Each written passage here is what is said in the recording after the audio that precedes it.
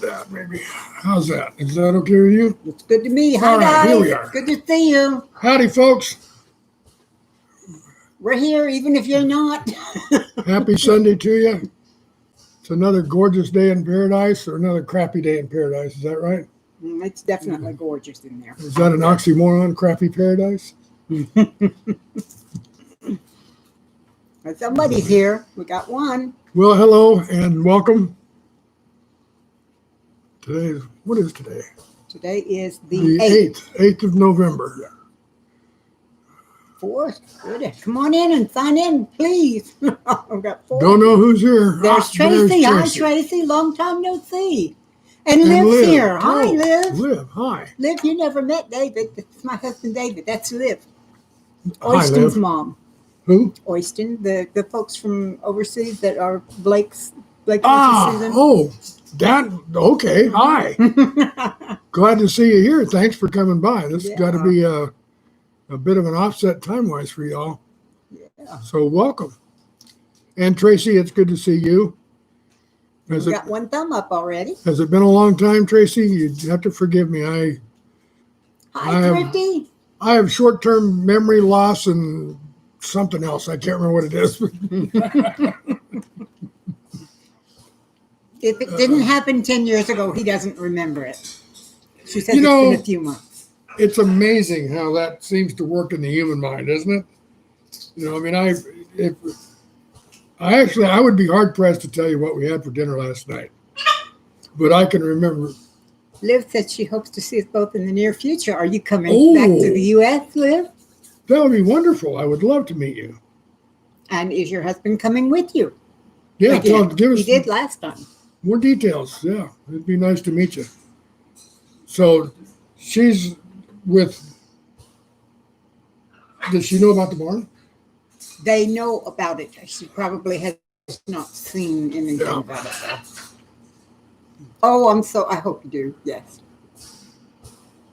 That would be great.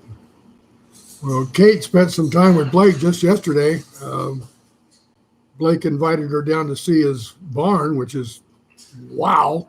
Yeah, it's quite a place. So I said, Kate, take the camera down there. So she did, and basically interviewed Blake about his barn and how it came to him, and some of the incredible kindnesses and blessings that he's enjoyed along the way in putting that thing all together, and his plans for it and things of that sort. So I'm going to try to do some editing on it, and we'll actually probably put it out under a Inside Kate's Kitchen logo. Kate goes traveling. But just kind of something different. It'll be a video that Kate posts, not a live stream by any means, but hopefully, and then I'll probably give the raw footage back to Blake and let him do what he wants to it, because he's a master editor. I mean, he makes me look like a rank amateur. But he's been so busy lately. Yeah. Everything he's been doing, he hasn't done much because of that. Yeah. We talked about that in the video. So if you do follow Kate, hopefully in the next week or two, I'll have that ready and she can upload it, and you'll be able to take a look at the barn work that he did, which is utterly fantastic. It's really just beautiful. It's just beautiful. Way better than I thought it was going to be when he first started talking about it. I thought it was going to be awesome then. So I was thinking small, a small barn. This thing is, this is the kind you park tractors in. Right. It's that big. Yeah. It's big enough to hold several tractors and several cars. And he's got plans for just about all of it too. Hope we're staying safe. We're locked down here in Belgium. Are you? Oh. We're not in lockdown. Not exactly lockdown. Anymore. But it may be coming again because COVID's on the way back up. Yeah, there's a resurgence again. So, yes, Blake is doing a great job. I'll tell you what, to be real honest with you, there's not a lot of folks in this world that I really admire, just because of who they are. Blake is one of those guys. I admire Blake. I truly do. And not to be too blue-nosed about it, but my admiration comes at a cost. It's not easy to get. Right. So to say if I admire the things he's doing, the way he's living his life, what he is trying to inject into society. You know, the hard work that he puts in to keep the family together. Yeah, I admire him. He and Angie are doing a beautiful job. And some good news. Luke is apparently doing much better. His health is getting better. His nutrition with the ongoing tube feeding is doing better. And that's great news, because here just not a matter of a few weeks ago, he was really doing poorly, wasn't he? No, that was a few months ago. A few months ago. Okay, all right. Time tends to run together when you stay in. Well, like we were talking about at the beginning, your memories. Yeah, just a few weeks ago. Yeah, back in March. March. Okay. February of last year. But I'll tell you what, this year has definitely not been the year to use as a yardstick for measuring much, has it? And like Kate said in the beginning, thank God it's over. I mean, this has been just... I'm very, very glad that I don't have to search for something to watch on television that is not political in nature. I'm so tired of politics. I really am. I'm really tired of face to palm and just kind of, holy crap, not again, not more, not still. Tracy Blake has, with the help of his sons, has built this huge, beautiful barn. And it is amazing. He's still putting finishing touches on it, but it's big enough he could park several vehicles and a couple of tractors in it and still have room to move around. And it has a lovely front porch on it, and in some places it could be 2-story. They have not made it so yet. But it's all wood, by the way. Yes, it is a wood barn. So, you're not talking just one of these stick them in the mud steel shed barns that they do down here in Texas. This is a real barn. Yes. And it's beautiful. And he has an area that could be a second, like a hayloft or something. And he's thinking about building that out and using it for storage, but he hasn't decided yet.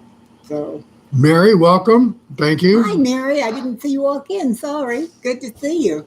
Tracy, he was saying something yesterday about he's got more chickens that he knows what to do with. Was that right?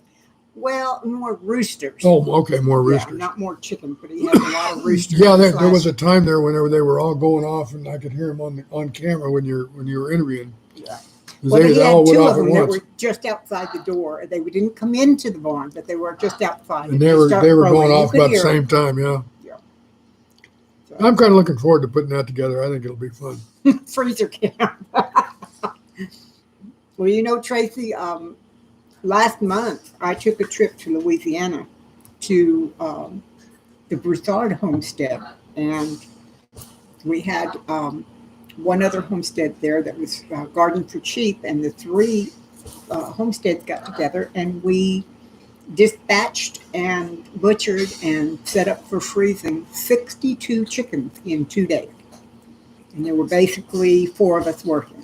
So it was quite an operation. It really was, and it was very nice to come home with 2 big. And that was in between hurricanes for the Broussards, by the way. Right. It was between the hurricanes, after the first, but before the second. And fortunately for them, they did not get huge amounts of damage from either hurricane. So, well, they lucked out. And the third one went right past them. Never saw it at all. You have to catch up with Blake's videos. He saw him put up the last thing. Well, Mary, he has not been doing a lot of videos. I don't know how many are out there. But when I did the interview with him yesterday, he mentioned that he's been so busy building the barn and working full time and dealing with everything else that he's got going on in his life that he's slowed way down on doing his videos. So, like you made, he was talking a bit about he is coming back. He will be back. Tracy, we use the cone that you place the chickens in upside down and pull their head through, and all the blood rushes to their head and they pass out, and then it's easy to dispatch them that way. With a sharp knife. Right. And if I ever do any more chickens, that is the way I will do them, because it is so humane and so much easier on the chicken and on the dispatcher. And then we had an electric plucker, so we didn't have to spend hours plucking. It took about 4 minutes, about 4 to 7 seconds in the electric plucker, and there were no feathers left to speak of. Now that's starting with a bird that you've put into hot water briefly to loosen the feathers. Yeah, we put it in the hot water. And then you just drop it in that deep. What was that? Was that like a bunch of combs that Yeah, it had went over it? it had rubber cones, I guess is a good way to say it.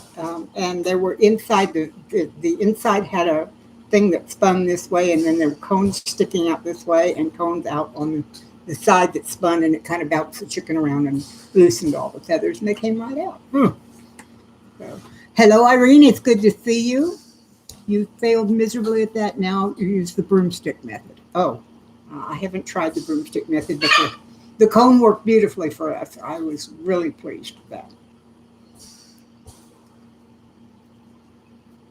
Ooh, Iron Horse. Hi, how are you? Iron My Fire bananas Horse. are still in the pots. They haven't done anything except grow. I don't expect to get anything from the trees until next year.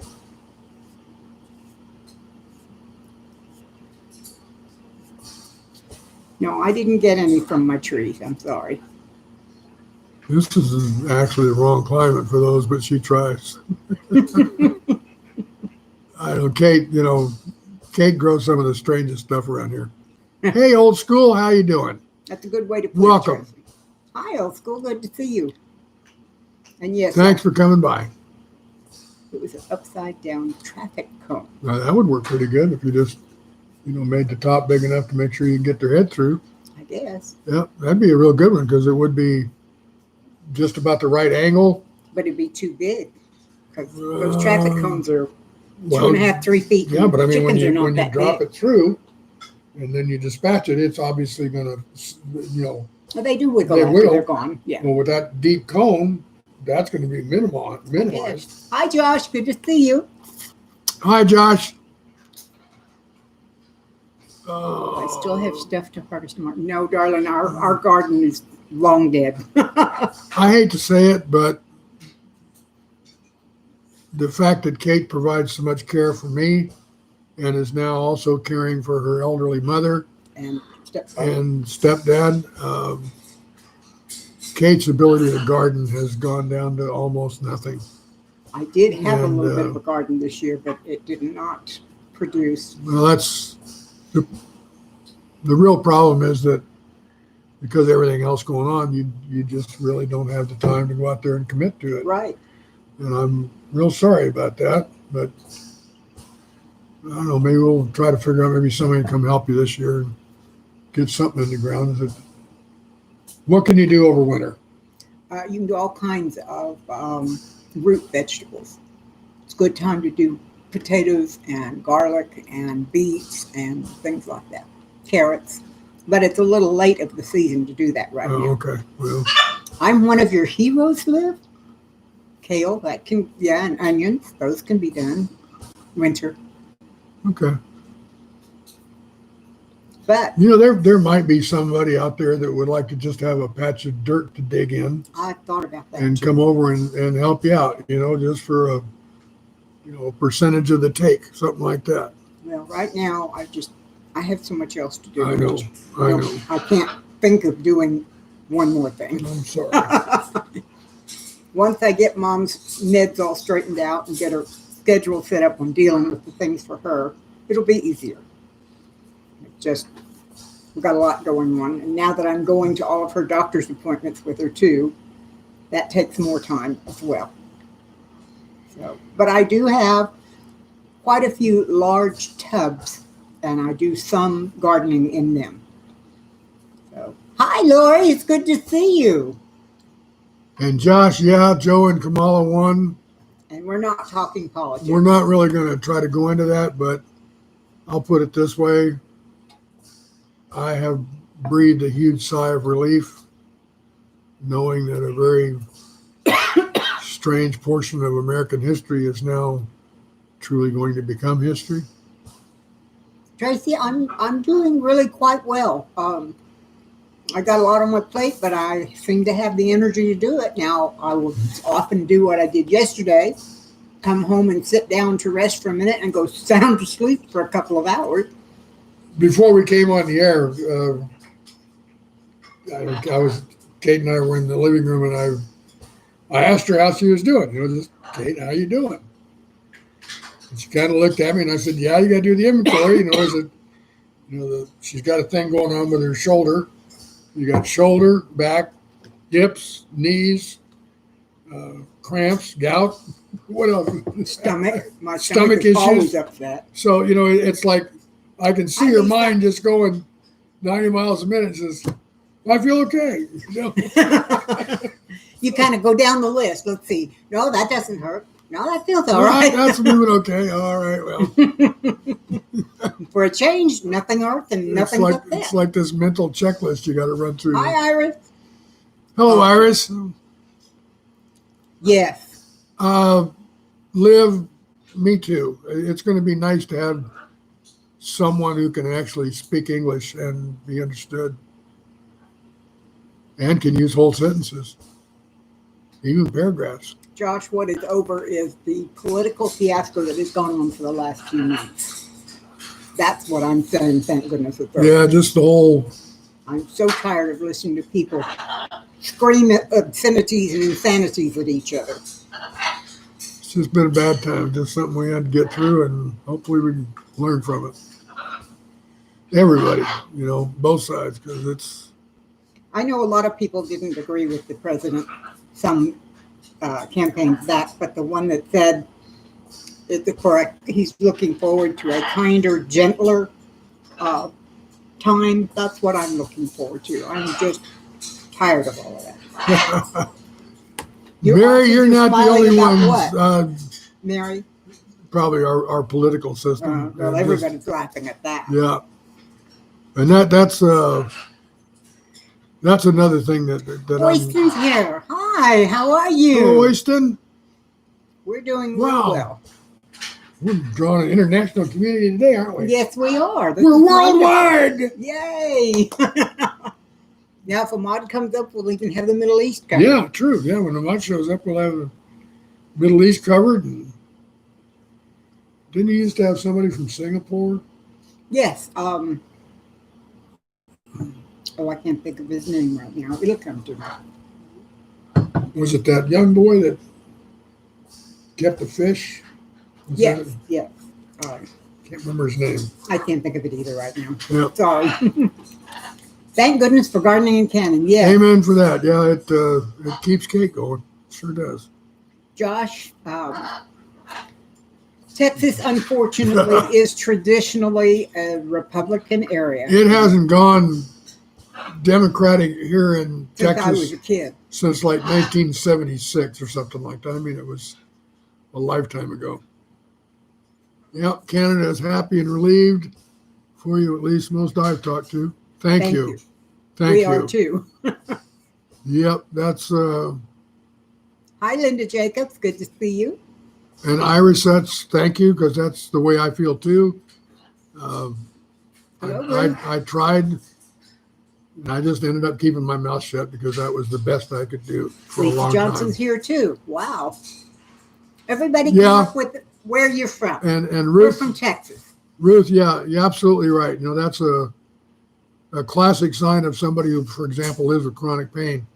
No matter how you feel, I'm fine. How you turn it around. I did that for 11 years. Iris is from West Tennessee. Because they're not. Yeah, people are not really asking how you are.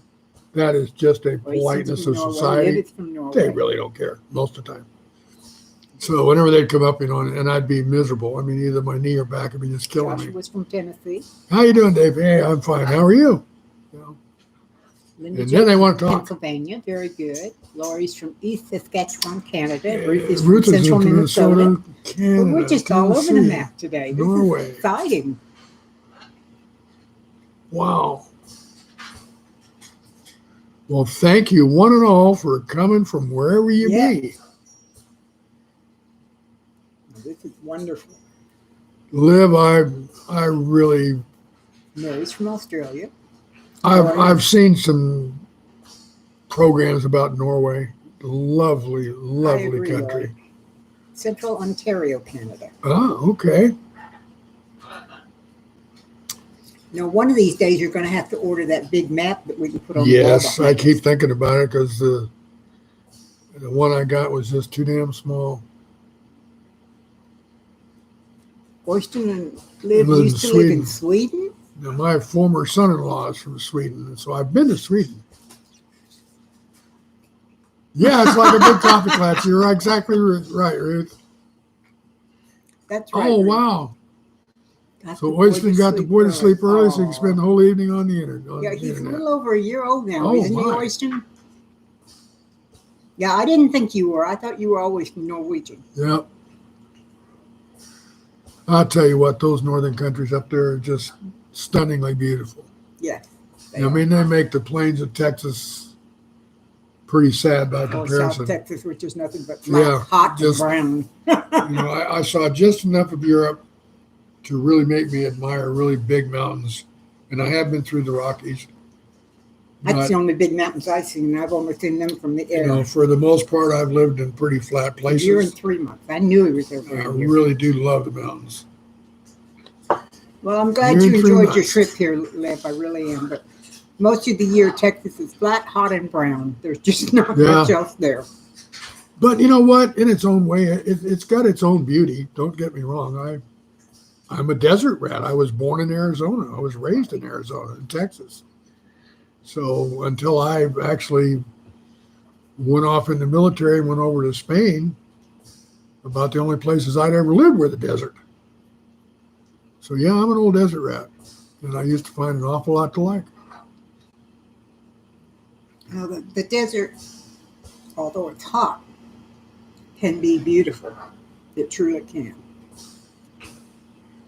Well, I'm a huge watcher of nature TV shows, and the ones that are sometimes on the deserts, invariably they end up where I used to go wandering around, which was in central Arizona. There's a Sonoran Desert, which goes further down south, but I was on the northern edge of it, and I spent, God, I don't know, countless hours just out on my own in the desert from roughly the age of 10 to about 16. If I wasn't around the house or doing other stuff or in school or whatever, I was off in the desert in my own 1931 Model A. And I traveled and I did some stuff. And I got fascinated with the desert. Oyston, you're right. You often do have trouble spotting the beauty where you live. I will say that in the springtime, this part of Texas is gorgeous. It is. It's beautiful.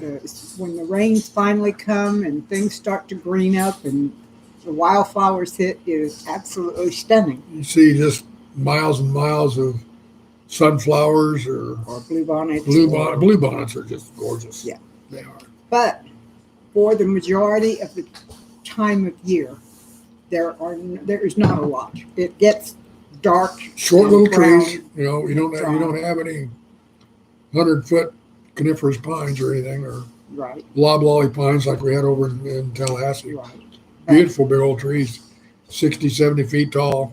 The only thing I found difficult to deal with was we had 3 of them right outside the front door, and every time a thunderstorm came through, I just knew they were all 3 going to fall on the house. Them had a big old hickory tree right outside the front door. Yes, Huge hickory tree. I mean, I couldn't reach around it. It was really big. and a couple of big ones out back too. Hello, Yeah. Susanna. And Good then to see you. what was that one over in the corner?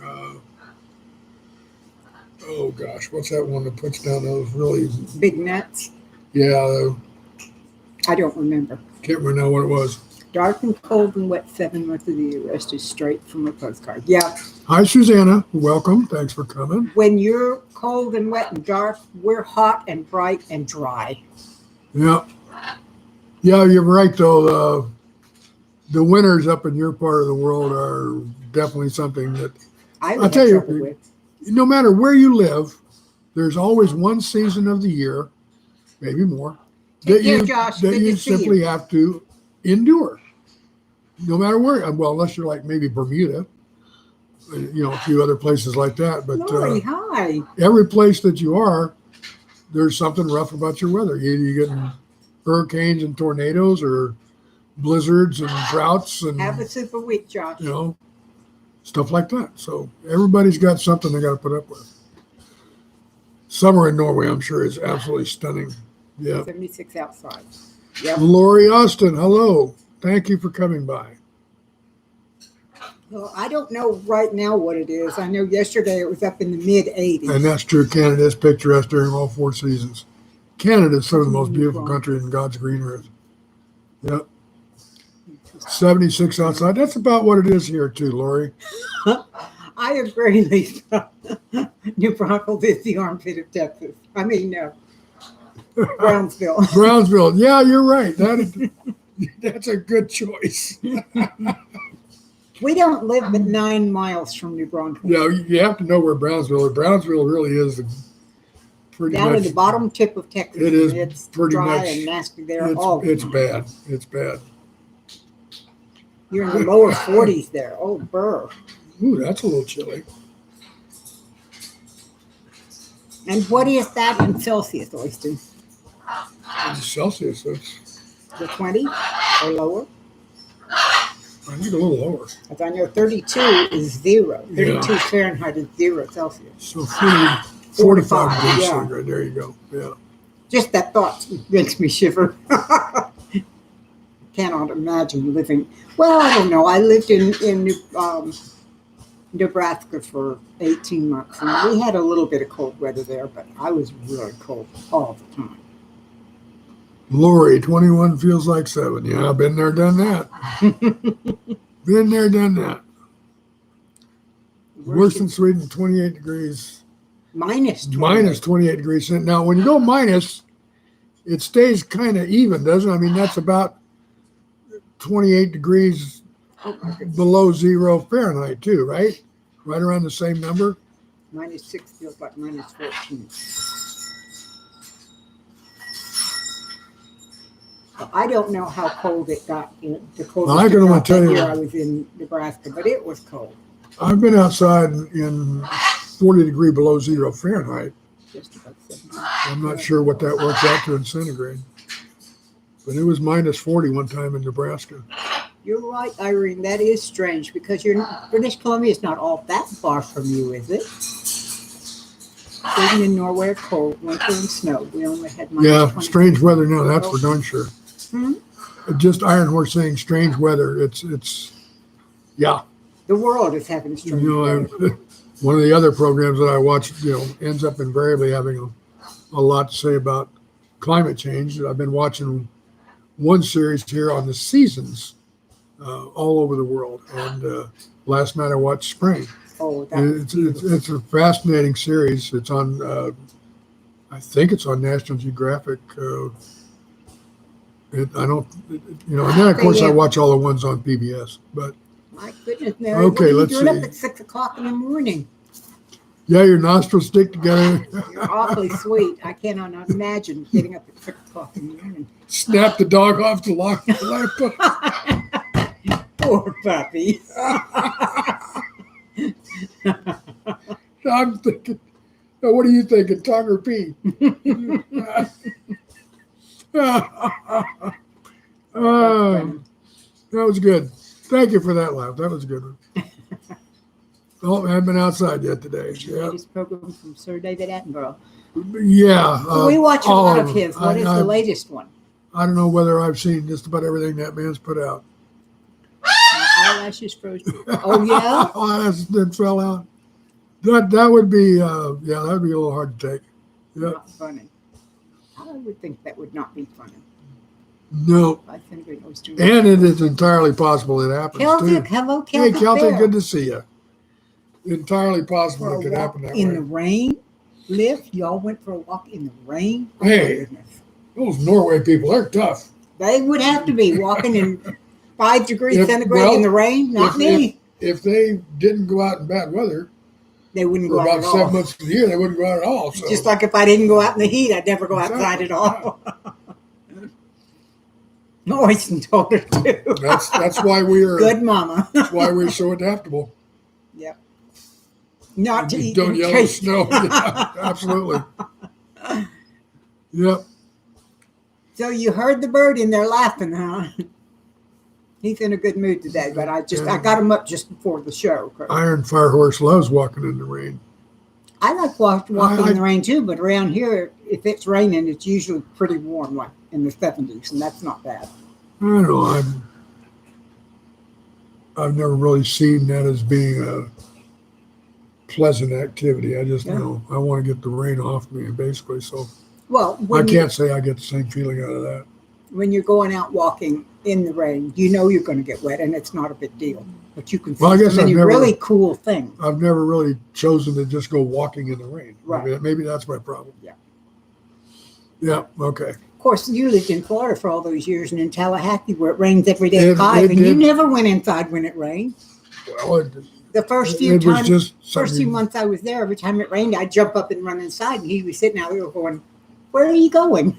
It's just something you put up with, I guess. Which is the same thing. She goes walking in the rain, so it's just part of living there at that time, Iron Fire Horse, originally from Scotland. Interesting weather there too. My youngest sister's father-in-law was from Scotland. Twice removed? Twice removed? No. Oh. Her first father-in-law.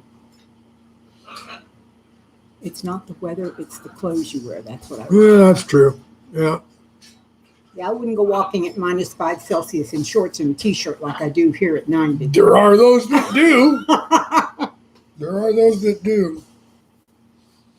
Haven't been there since the late 70s. Yeah, I heard that too. There's some of the places that I've lived in whenever I was a lot younger, some as many as 50 years ago. Royston's gone walking in the rain in shorts and a t-shirt. I'd really like to go back and take another look at those places now. Celtics rain and bar soap for fun, yeah. If you're alone. Yeah. Or if whoever you're with, really well. Yeah, well, you can always just leave a pair of shorts on, I wear socks with sandals. Irene, I wear socks all the time. I got Crocs on. I got socks on, so. And I have want to see? Just slide-on shoes. And I don't wear normal socks either. I got to show them the socks. Okay. Today. Kate got some new socks the other day too, by the way. Oh, you're wearing the red ones. You want to put your foot up? You see that? She bought what, 6 pairs? I bought 6 pairs and all different. Every one of them. But all of them kind of crazy like that. So yeah. I like unusual socks, and I like big fuzzy ones too. Yep. So. She's probably got 30 pair in her drawer. Every now and then she'll, "Dave, would you mind bring me a pair of socks?" And I go in there and I open the door and it's like, which pair? Okay. I probably got 30 pair now. She probably does. Well, to be honest though, quite a few of those I inherited from Sue Patch. I understand. The oldest of my 3 younger sisters loved those socks. I saw socks that were like heavy. Yeah. Anyway, for Christmas every year, I gave her 5 pair of these big fuzzy socks. Well, when she passed away, they all came to me. Jennifer, what we were talking about today is just kind of, Jennifer. Some recent things here. They're finally over. Just kind of sort of a return to normalcy, maybe.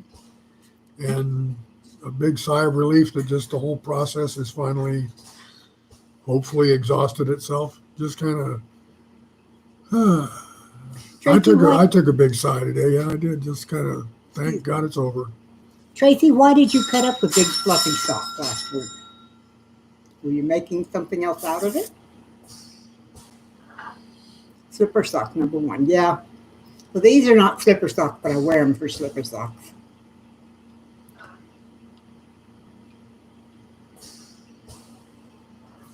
Anyway, I've got all kinds of socks.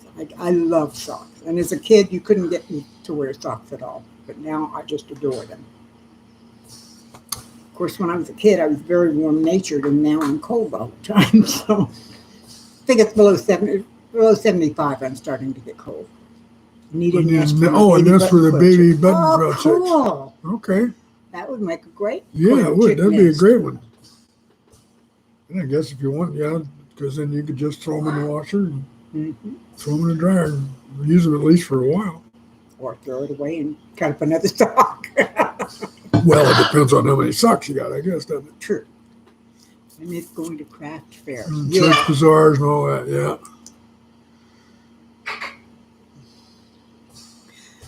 Liv, I can only knit one thing. flat.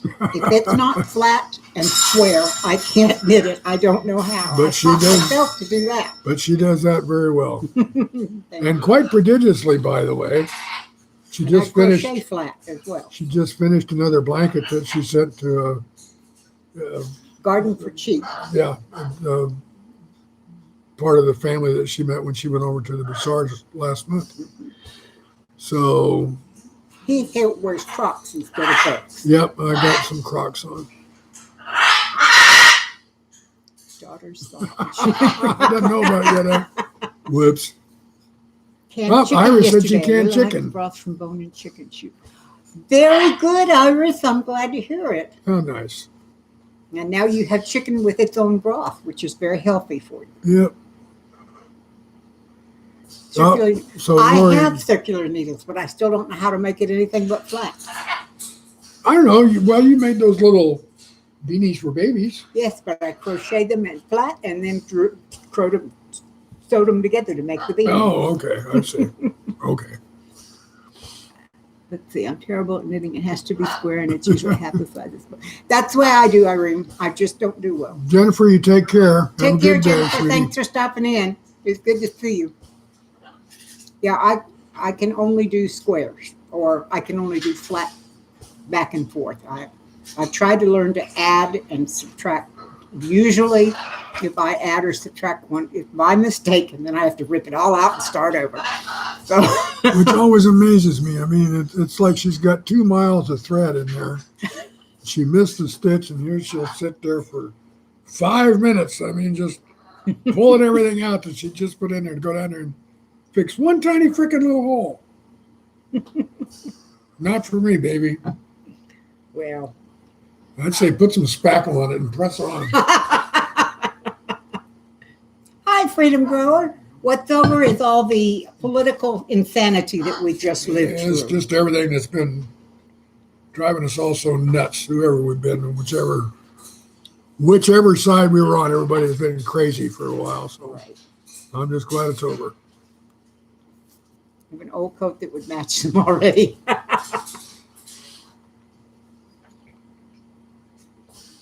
You know, you amaze me, Liv, the way you knit. I've seen pictures of your sweaters, and they are gorgeous.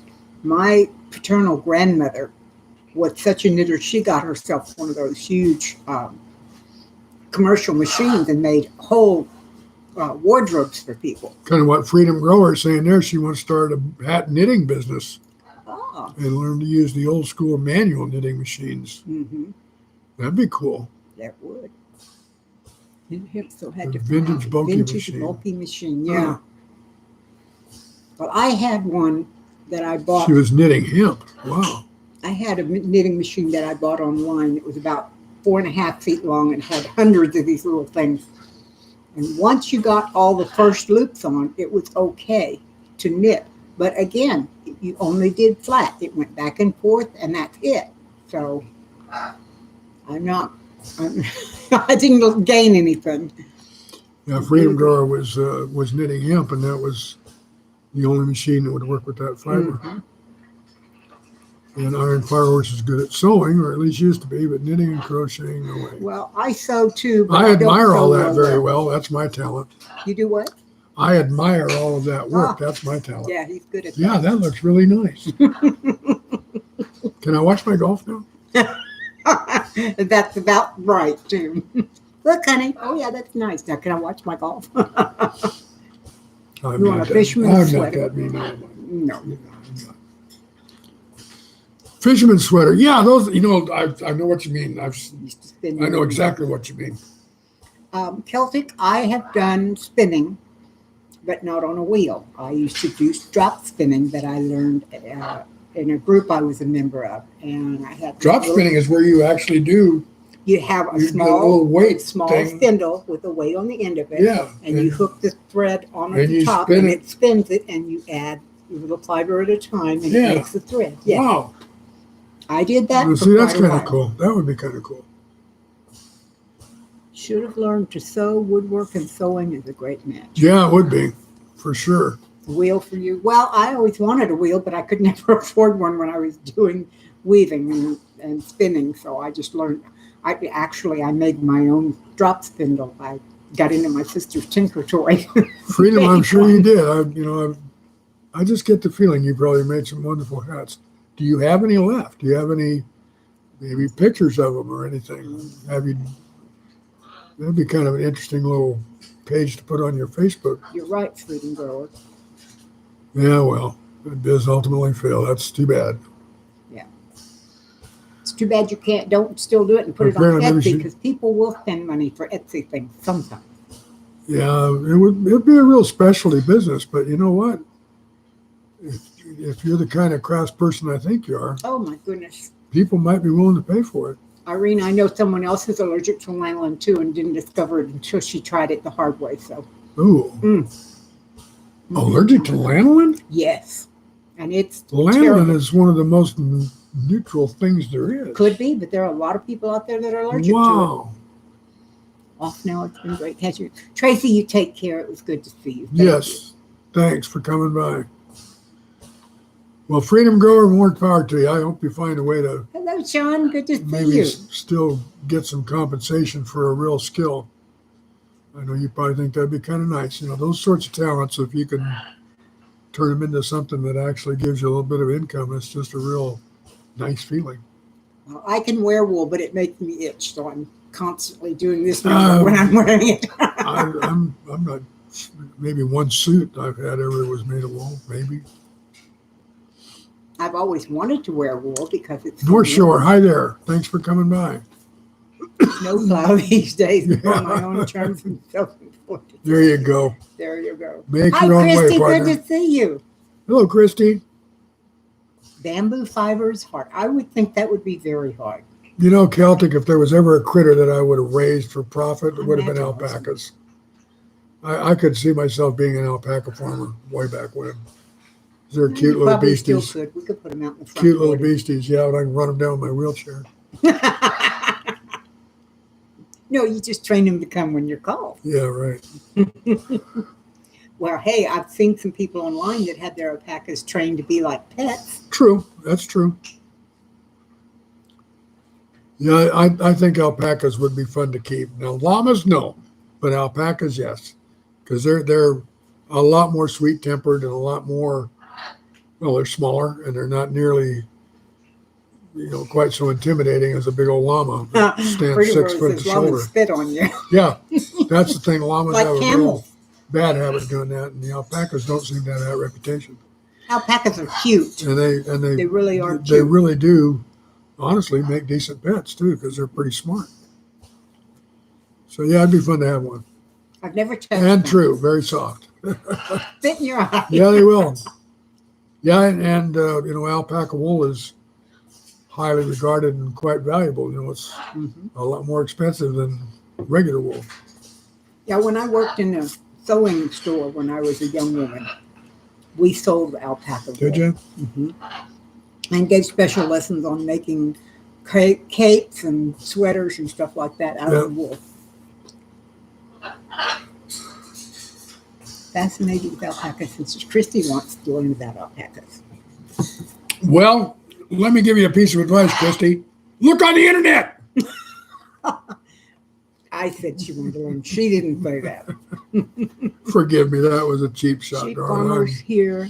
It just kind of had to come out. I'm sorry. One alpaca with a sheep to protect them from predators. Yeah. Yeah, that's what I've heard is alpacas will defend a herd of sheep. That's very true. Yep. Yeah. I don't want, they use mules around here. Yeah. Or donkeys. Donkeys. Protective Because animals. they'll stomp snakes and they'll chase coyotes away and everything. Mm-hmm. So yeah, around here it's donkeys. But I wouldn't mind. Mind what? Sofro. No, it was stretch and sew, Celtic.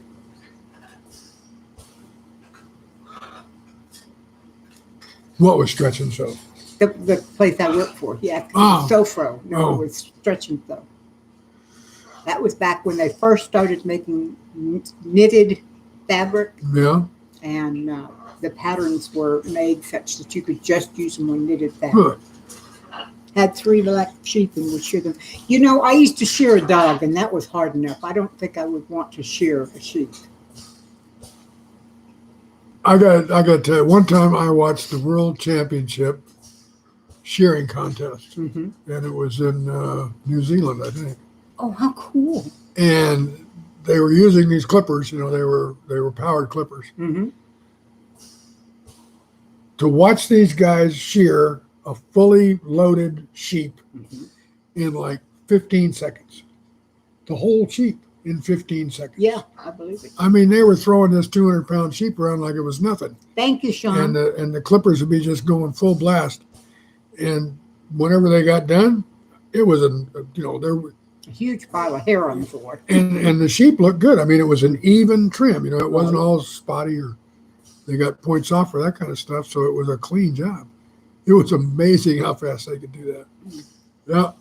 Yeah, I've seen that too. But I had a dog. Oh, North Shore Preparedness mentioned you on her live Yeah. stream last night. Mentioned Thank you. us. Oh, well, okay. I had a dog that belonged to my former husband before he passed away. That was, I don't know, it just wandered up and decided to adopt it. But it had long black hair. And it was very warm-natured, and it suffered terribly in the summertime. Yeah, I'll bet. So I got to where I would shear this poor dog with my hair cutting shears. It was not even, it did not look good, but the dog was so happy to get all that hair off every summer that I didn't care what it looked like. She was miserable before I cut her hair. Yeah, shearing is a real art. Give you muscles, yeah. In Shetland, Scotland. Yeah, the old shears, the hand ones, they're going to get the rust off and sharpen up. Yep. Tell you what, my hair cutting shears. we've been using the sheep wool for a long time, boy. Howie. Good for us. Hi there, Good Howie. to see you. Thanks for coming by, partner. You stunk at shearing, but it was fun, and the shears are cool. Oh, good for you. I bet that was devastating, Irene. Yeah. Those, yeah, you're right. Those pesticides and all that kind of stuff, that takes a lot of folks from us.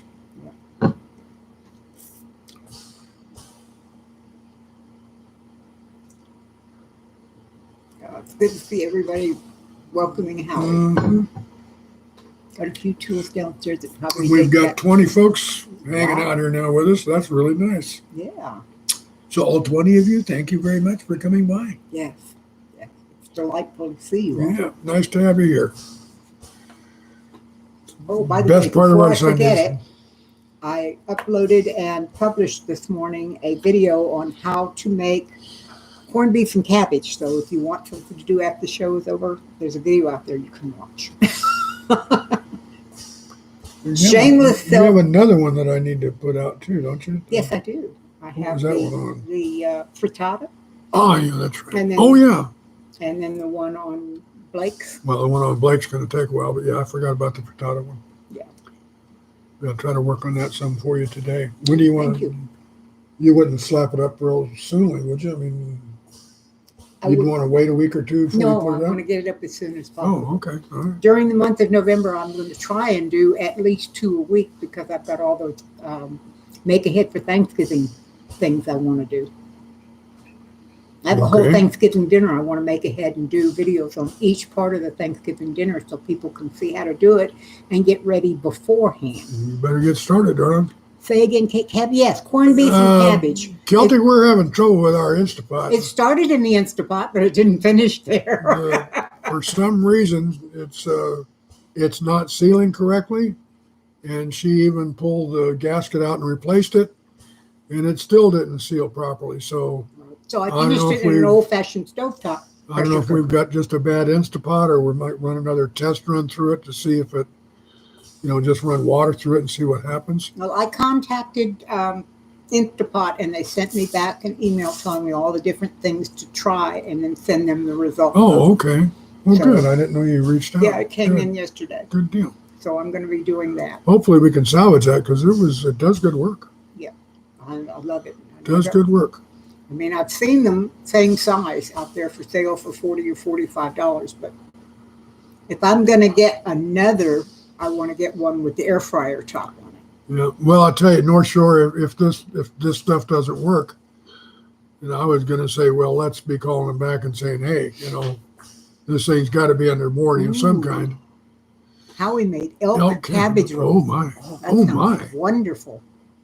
That sounds. Do you deliver? He lives in Canada. Well, yeah, but a little dry ice, you could send it down there. Cabbage rolls, but nothing else to pull it off. Trying to come up with something creative. Well, now, Irene, have you tried fried cabbage slices? That's always good.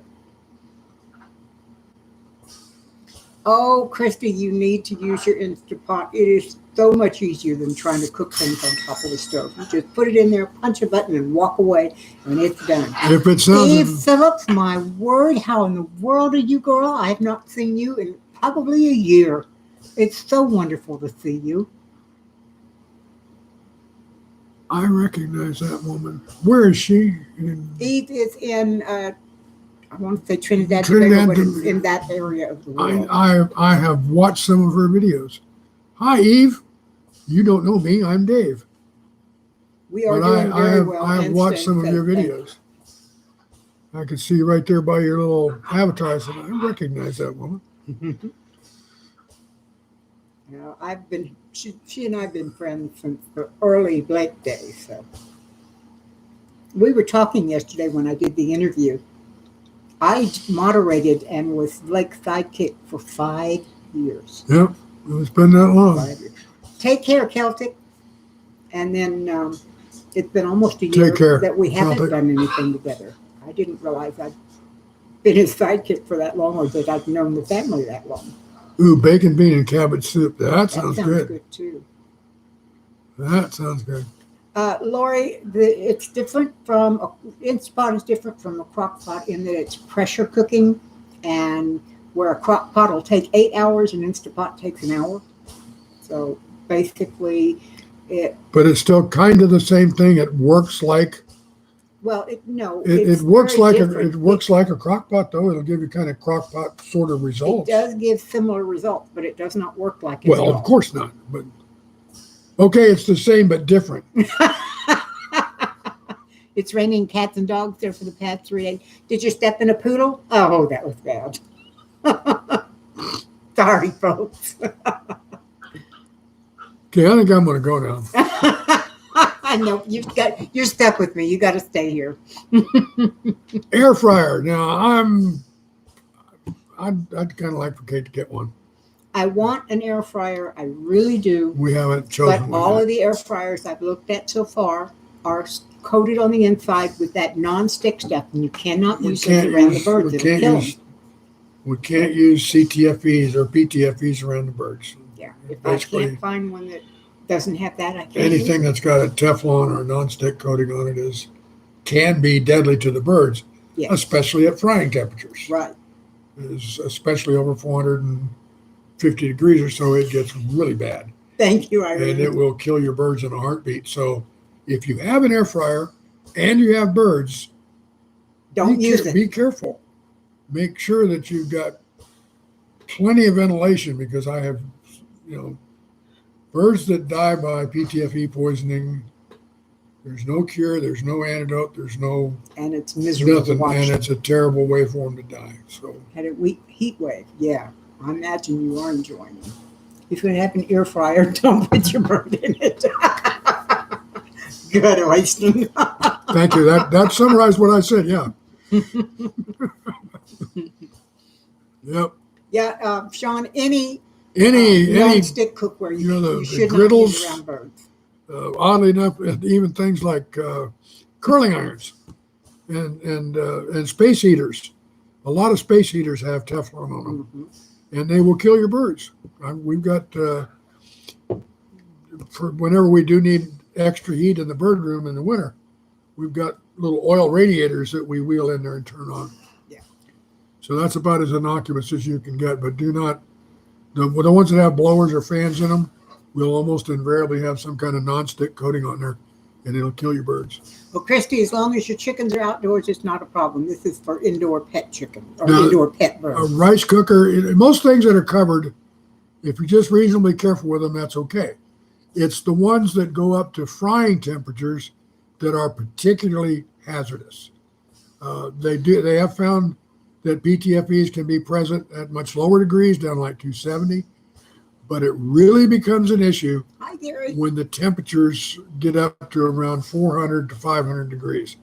That's when that stuff just really goes into the air big time, and we can't smell it. It's odorless to us, but it goes right straight into the bones of a bird since they aspirate with their entire bodies, and it's horrible. Don't do it. Yeah. You'll Not if you love your bird. You'll cry. I'll put it that way. You will cry. Okay. Now, I have not looked at the inside of the Instant Pot air fryer lid. I don't know if that's coated with it or not. I know the Instant Pot itself that I have is not. There you go. Cast iron and oyster. That's perfect. That's perfect. Yes, I prefer cast iron pot for that sort of thing. Yep. Now that there are some. I mean, there's products out there that are PTFE free, so you can find them, and that's what I'm looking for. Is I'm looking for an air fryer that has no PTFEs, and it better say so right there in the description, because otherwise I have my doubts. And it's copper coating thing that they say, I don't trust them. That one, I don't know that that's actually I've never looked at them. I've never even considered them. Right. So well, I we guess have that's how one much. that came to us free, but I don't use it. Now, stainless pot and canola oil, that's perfect as well. Yeah. That's fine. It's just, like the deep fat fryers that you can buy, some of those or most of those are coated with Teflon. And those that are not coated with Teflon often have the magnetic plugs, and those are fire hazards. I will not use those. I had one, and it scared me. I won't use them. You need the old-fashioned, real, honest-to-goodness plug. The others are too easy to knock slightly off. Yeah, that's true. You make fish nuggets from self-caught fish and leftover bread. Oh, that sounds pretty good, Oyster. That sounds pretty good. Yeah, it does. Hello, Ellie. Hello, Good to Ellie. see you. Took you to a late lunch. 34th wedding anniversary. Happy anniversary. That's Ellie, genuinely, congratulations. That is an accomplishment. Oh. Yep. I don't have chickens or ducks. I would like to, but I don't have the not time because and I want energy to. to take care of them. It's not because I want to. I just don't have the time to take care of them. Got too much else to do.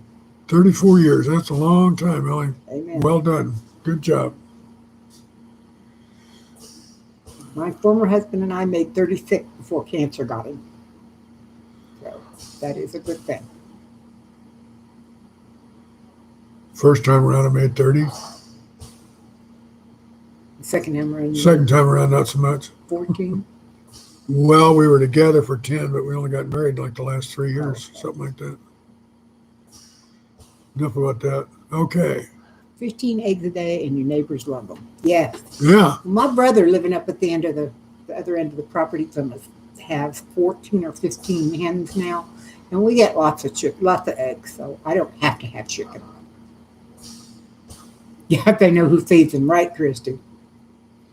When we get ready to go in and feed the chickens up there, you have to throw food at the other side of the coop so you can get in through the gate, because otherwise they're mobbing you. And he's got ducks in there too, so we get duck eggs as well.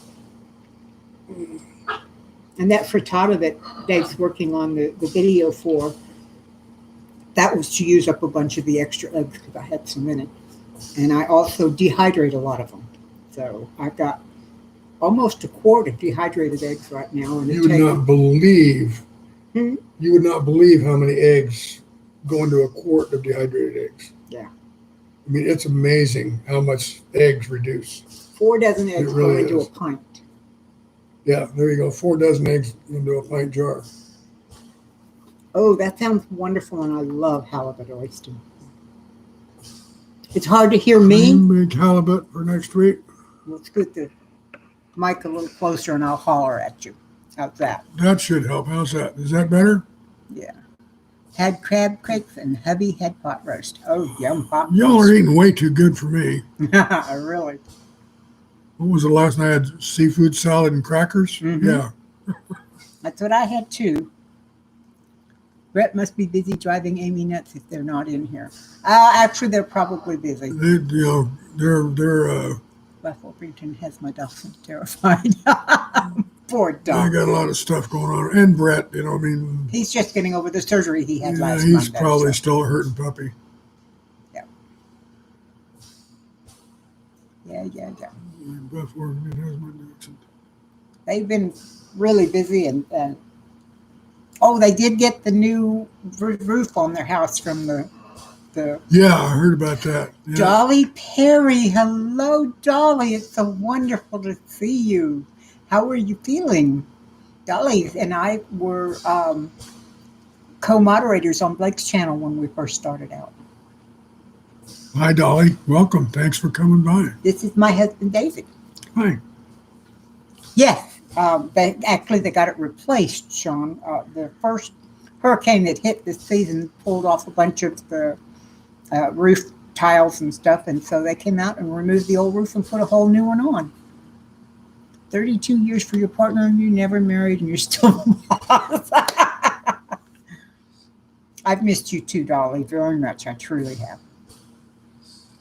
Yeah, I was real glad they got it replaced too. It was not a bad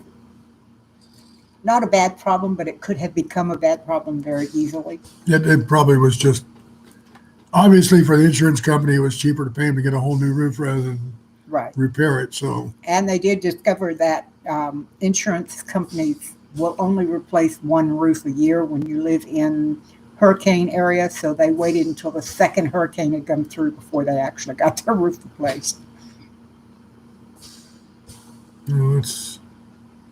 That's interesting. Hmm? That's interesting that they'll only do one a year. Yep, they only do one a year.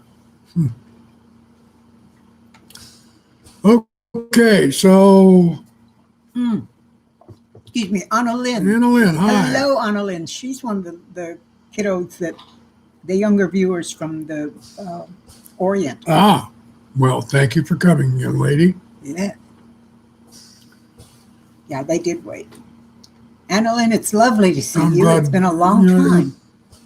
It's so encouraging somehow to know that we, meaning Kate and I, somehow generate interest among oldsters like ourselves. We've got some middle-aged folks, and we have some very young people that are not even yet probably in their 20s. That's really cool. You know what? It really is. It's really cool. I was going to show you, let's see, who asked? Lori asked if we could show the birds. But last week, we were asked to show the birds. I'm not sure if you can tell anymore, but on that finger, there is a bad spot. And that's 2 weeks ago. 2 weeks ago. I was showing off one of our birds because someone asked to see them, and Carrie bit all the way through my finger. And it was not a very pleasant experience. It was a bad bite. It should have had stitches, but we're tough. Mm-hmm. And we always know that if we got big birds, we're going to bleed from time to time. Yep. And we look at wounds a little differently, It's getting. Well, is it still attached? Well, okay, then it's here, put a Band-Aid on it. Suck it up. Well, Dolly, he did it for two reasons. First of all, he's our curmudgeon. He's the one bird that kind of is a grumpy old man. And secondly, he was mad at David, and I had just taken him off David's hand and was reaching for him. We were moving too fast. He was pissed off at me. He was pissed off at me, and I was backing away and going like this. And Kate's trying to get him off to where she could put him elsewhere, and took him over, and he lost his balance. And when he went down, grabbed me. He just grabbed. What else could he do? Mm-hmm. It wasn't like he bit her on purpose. He was falling. He just didn't want to fall. So it was a bad bite. And it was. It's taken 2 weeks for the skin to grow back. So, just like 99% of the times that I've been bitten, it was my own fault or the situation just kind of deteriorated, it wasn't anything intentional on his part. Right. Which is what I'm driving at. Most of the time it's, unless they're just really ticked at you, it's not an intentional bite that gets you. And these 3 birds, we've had them long enough and they're so used to us that generally they don't bite on purpose. Sean, what's for dinner? I had chicken brining in the refrigerator, and I'm not sure if I'm going to put it on the rotisserie or if I'm going to fry it. Ooh. I haven't decided yet. Well, the last time you made a rotisserie chicken, it was pretty good, wasn't it? It was, but the problem is these are pieces, not a whole chicken. But I have the basket. I could brine. I could put them in the basket and use the rotisserie. Obviously, it's up to you as usual. Anyway. Thank you. Ellie, thanks for coming by. Wonderful to have these. Don't spend all your monies, darling. So. Hello, Annie Martin. It's good to see you. Ooh, Cooking dinner, spaghetti for dinner. Oh. I do like me spaghettis. I'm teaching, it sounds funny, but I'm teaching my mom to make spaghetti Alfredo. Her new health problems requires that she stay away from all forms of tomatoes and other things. But the tomatoes is what's come in handy because she loves pasta. And most pastas have some tomato in the preparation. So I've taught her, and I'm going to teach her again because she's 91 and she forgets easily. But we made spaghetti Alfredo, and I made some provolone stuffed meatballs that I'm going to show her how to serve with the pasta. So. Good for you. Yeah. So we got the. It's not like you don't have a few cookbooks to look through. I don't need cookbooks for those things. Well, yeah, but you can. Well, all right. She's got more, and they're all coming to me when the time happens. True.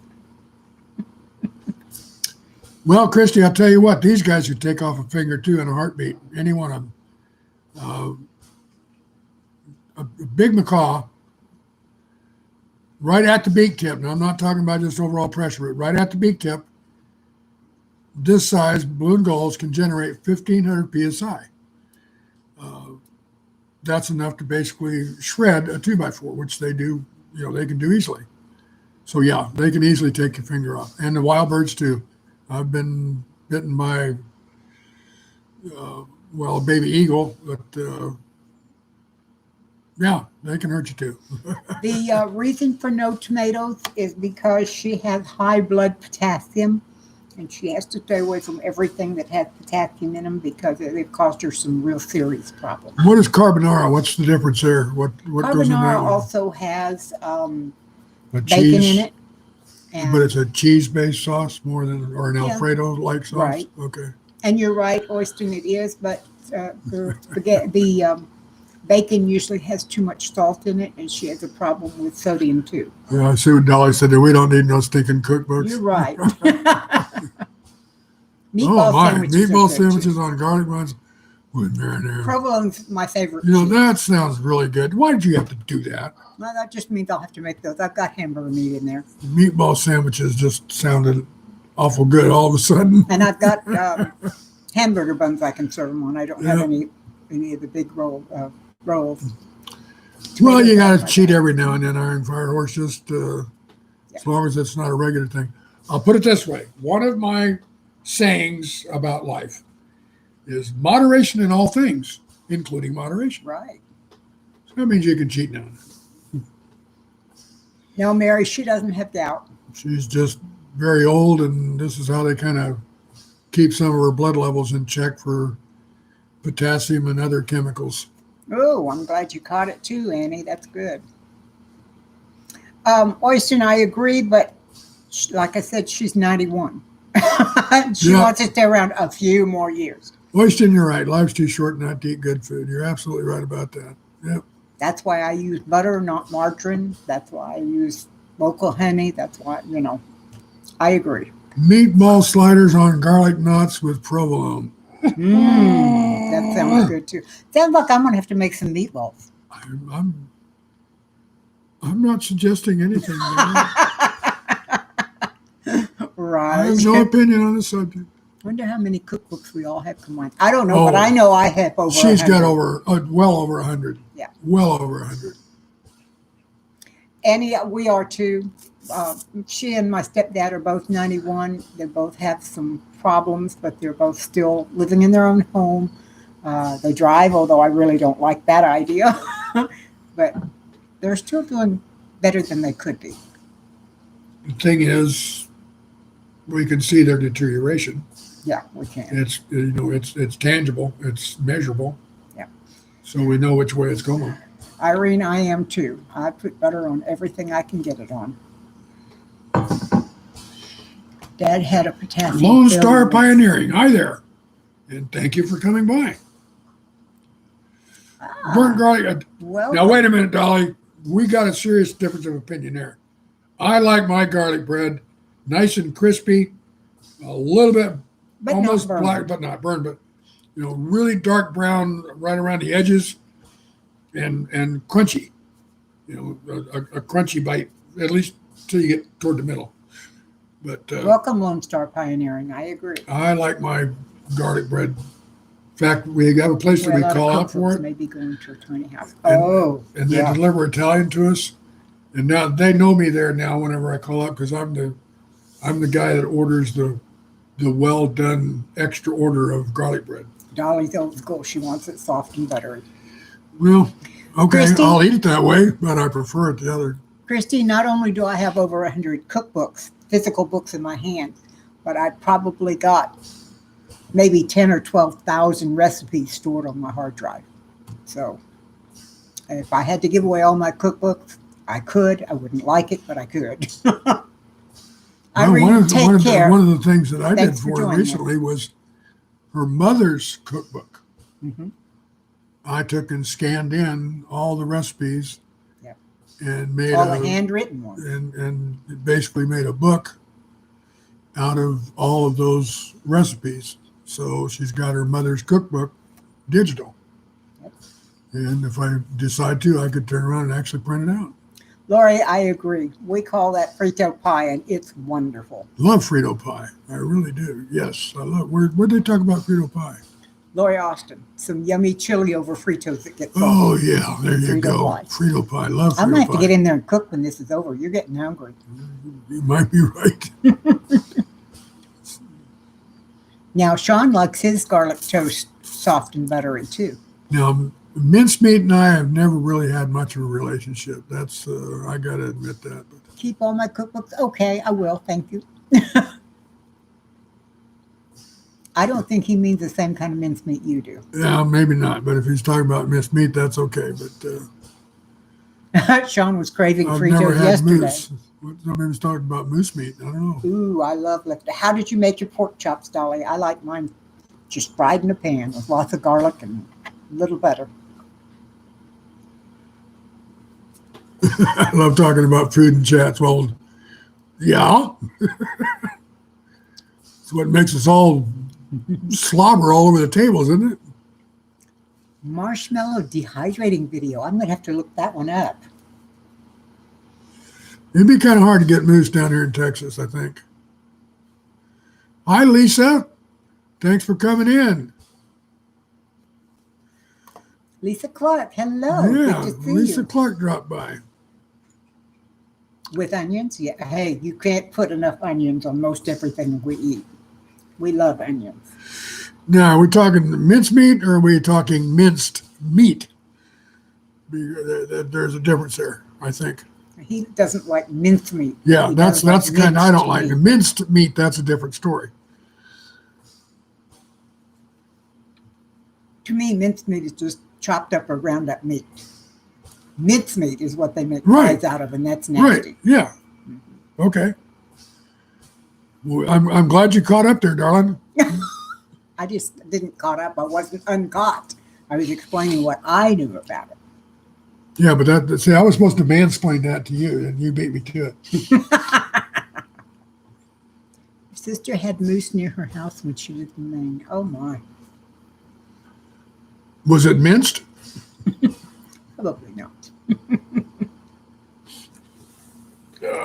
My mother used to make mincemeat cookies, I always thought they were nasty, but she loved them. I've never liked mincemeat. Never have. No, afraid not. I also don't like fruitcakes. She would make mincemeat cookies and fruitcakes. You know, I've run into a couple of fruitcakes over the years that if you take a small slice have been good. Whoa. But by and large, no. We counted 7 moose next to our house in the morning. Wow, cool. That's life in Norway for you. And their moose was in the middle of the road, so it could have become minced, yeah. Christmas cake for a doorstop. Yeah, that's what mine, the ones I've had usually are useful for. Yeah, you can use it, or just boat anchors. Keep it there as a self-defense weapon, you know. Hit them in the head with the build a wall with them. There's a thought. Mm-hmm. Cheaper than bricks. Yeah. Well, I don't know about that. Stuff that goes into a real cake is enormous. I mean, that's one of the thickest things you can make. It's so dense. Oh, I agree, but I never made them. I just got them as gifts, so they were free to me. Date nut cake. Oh, that sounds good. Fried chicken livers in an air fryer. Black. They see moose more often than their neighbors. That does sound pretty bad, Lori. That's chicken livers in the air fryer. Do you know what, Lori? I have a whole gallon bag in my freezer of chicken livers and gizzards. Yeah, a date nut cake sounds good, though, Lisa. You're right. That I would give a try. I love fried chicken livers and fried gizzards. Yep, Annie, I agree. There's been a couple of fruitcakes over the years, like I said, that actually one of them came from Germany. My brother sent us fruitcake one year while they were stationed in Germany and I was stationed in Spain, and they sent me a German fruitcake. And that one wasn't bad. I hope you consider trying, Christy. Yeah, minced meat for ground beef. That's right. That was kind of behind the reason I was asking, because minced meat does have a more definite meaning in other English-speaking worlds. I took a long time to say that. Yes, you did. I thought maybe you were going somewhere else. I thought I was going somewhere too, and I got lost. I think I'm back now. I'm not sure. Glad to hear it. Hi, David's back. I missed you guys. But it was a nice little side trip. And I think Allie, hello, Allie. I think I had a good time. I think. Yeah, in Great Britain, I was thinking about England, Australia. Minced meat has a whole different meaning. Because the Australian chef that we watch, who was that guy? I knew you were going to ask me. My name was went out of my head. But anyway, he's got a show on PBS. And I'll think of it. He talks about minced meat whenever you take 200 grams of minced meat. You know, of course, that's 4 ounces for us, I guess. Wow, grandmother cookbook from her wood stove in the late 1800s. Oh, how cool. Now, that'd be kind of interesting. You know, did they tell you what level to stoke your fire to? Things like that, I wonder. Lisa says she feels like she's on a trip all the time. Well, as you get older, it is a trip, isn't it? That does sound like a treasure. It does. That sounds like that'd be something worth preserving, for sure. I have a couple of really old cookbooks. They were not from my family. I found them in various places. But the oldest one I have is right around 1900, so it was not that far back. Danny's saying Christy had the same biscuit recipe, buy frozen.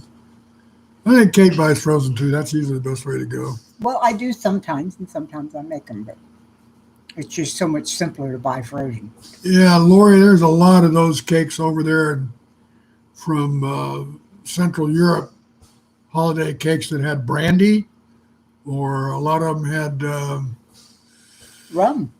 No, not so much rum. Rum is not so much a European drink. Mm. But they'd have brandy. What else am I trying to think of? I don't know. I've never been to Europe. There's another liquor that I'm losing track of here. Tia Maria. Brandies. some of the kind of syrups, the alcoholic syrups. Sean says, pour rum or brandy over it and set it on fire. Yeah, yeah. Do it in the fireplace and keep your house warm. There you go. You know, Christy, it's funny you should mention church cookbooks. For several years in the military, we picked up what were called the Protestant Women of the Chapel cookbooks. How neat. And, you know, women from all over the world. So recipes from every country, and they were wonderful cookbooks. Not a problem, great Lone ones. Star. They were great ones. Citron candied fruit stuff. Ooh.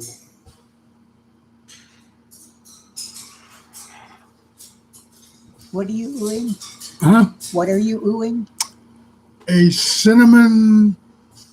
citron candied fruit stuff, which I guess would be like a kind of a halfway cake kind of a thing. Okay. But the citron candied fruit, that would be a very unusual flavor. Yeah. I always Now bourbon balls and rum cake, yeah. Recipes, yeah. I've had some pretty good bourbon balls. I haven't. Yeah. I've never been a bourbon fan. Oh, I'm not a hard liquor fan, but I've, No, it wasn't there was Curtis some bourbon Stone's. balls. It was. I'm sorry. I'll think of it, Mary. It wasn't Curtis. He's the one that I can does see his face, but I cannot remember. He does went on the 5-ingredient. He went on things. the thing about no child goes hungry. I don't remember. It's not. I can see his face, but his name just won't come to my brain. Extremely hot cinnamon candy video. Ooh, yum. That's the one. That's the Thank one. you, Jamie Oliver. Thanks. Thank you, Lisa. I find it amazing that he watches Kate Yeah. and follows her videos. That's cool. Stained glass cookies. I haven't made that in forever. That's a cool idea. Fruit mince is the one they make for Christmas. Yeah, there's a lot of those traditions around where they only make them for Christmas.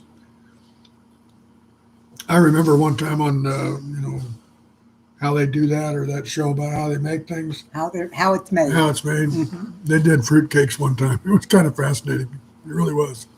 My mother used to make a candy for Christmas called Martha Washington chocolate drops.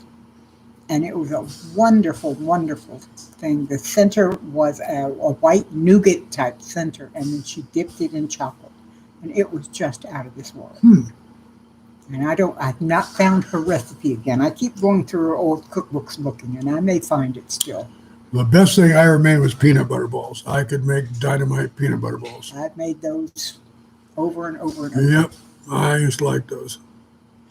I want to listen to Carol the Bells. Oh, Fudge, Divinity. Oh, and Sandy's. We sang Carol the Bells in a choir I belonged to a couple of years ago. Lisa, those would all be hits with me. Fudge, Divinity, Sandy's. Oh, I had Divinity over in Divinity in Turkey is unlike Divinity anywhere else. I used to love Mythbusters. Yeah, that was cool. That's cool.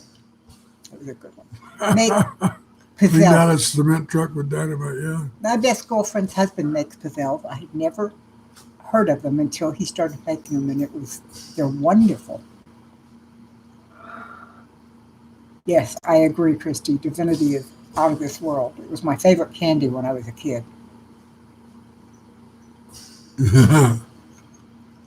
So you're talking about really hot stuff. Yeah. Oh, Gary's grandmother's thing did teach how to heat the stove to do the right thing. Cool. That's cool. Made chili cheese tops. Those were really good fried cheese balls with pieces of jalapeno. Oh, okay. That you won't find me cooking, sorry. Yeah. Glad I'm shoving spaghetti in my face or you better be drooling. Oh, that's funny. Now Allie wants sweets. Well, that's what happens whenever you start talking about food on But that happens with this one channel. all the time. Yeah. So what's it going to be for us? What you're going to do? You don't have the bread to make meatball sandwiches, do you? I've got hamburger buns and I've got sandwich bread. Mm. So if you're gonna have a, I don't have hoagie rolls, sorry. there you go. You got to have something like that. Thank you, Lone Star. Thank you. you. That's very Okay. sweet. I appreciate So I'll that. send Kate out to get the right kind of bread to make meatball sandwiches with that $5. Well, I can run over to Walmart if you really want them. No, I was just wondering. We were talking earlier about some of the ideas for supper tonight. Sponge candy. I don't know what David's that is, hungry now. You're right. You've done it. You've done it. Sponge candy. What's that? Never heard of that one. Yeah, I don't know what that is. Never heard of that one. Unusual. But thanks again, Lone Star. I really appreciate that. Yeah. As soon as Kate figures out how to get all that cash out of there, she's worked on it about 3 different times now. You've tried to set it up. Set up what? To get your money transferred. Oh yeah, yeah. And it's apparently an intimidating process. Well, no, what it is there's a glitch in my PayPal account that does not allow me to transfer money from their incoming into PayPal. And you can't reach anybody there. Right. Because they don't have anybody on the phones. Of COVID. So yeah. Anyway. You fake it a lot? You know, Lone Star, I was not a good cook as a kid. But when I had my second cancer scare and I was so sick for so long, I got interested in food and became a good cook just because I was interested. I couldn't eat it myself, but I wanted to cook it for everybody else. Let's see, worked out in the yard all day cleaning up debris from Zeta winds that hit our pecan tree, big winds down. Oh my goodness. We'll save those. They're great for barbecue. Sponge taffy is like a green cone. Used for flour arrangements. Oh, sounds interesting. Chocolate milk, yeah, that'll work, yeah. Oh, yeah, I'm afraid, Lone Star, I believe you're right. I've kind of felt all along there was going to be a resurgence. Most of these, if you have a true pandemic, there's a cycle that it goes through. And one of the things that happens is usually if there's an initial surge, then there's a letdown. Part of that is the virus adapting. And then whenever it either regains strength, sometimes they mutate, sometimes they become totally different viruses. Boom, cases go back up. This COVID virus is very confusing. Take care, Royston. It's starting to resemble a lot of other things, but then it's also got some totally radically new elements to itself that are particularly hard to research and understand. So this is, it might not be the deadliest pandemic that we've ever had, but it could end up being one of the most pervasive, and it may very well end up being resident in our population much sooner than we think. Anyway, same thing so says with David. the Spanish flu. That's my David predictions, by the way. The second wave was worse. Yes, the Spanish, and that was kind of like, that was stupidity personified, really.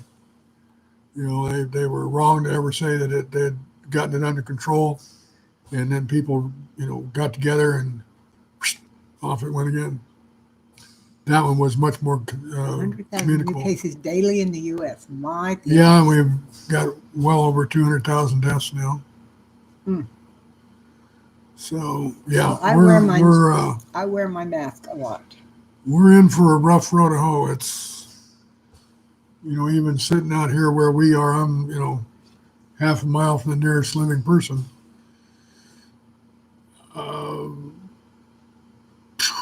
It could hit here too. So her dad was born during 1918 during the Spanish flu. That was David and I are at risk for our ages, for his COPD, and for the fact that I've lived through 2 cancer scares and had pneumonia 9 times. So I tend to take it a little more seriously than some people do. I agree, Sean. I pray we all stay safe as well. Yeah, it's That's the thing about a pandemic, though, is you just have to resign yourself to the fact that sooner or later you're going to be exposed to it. And that's why they call it a pandemic.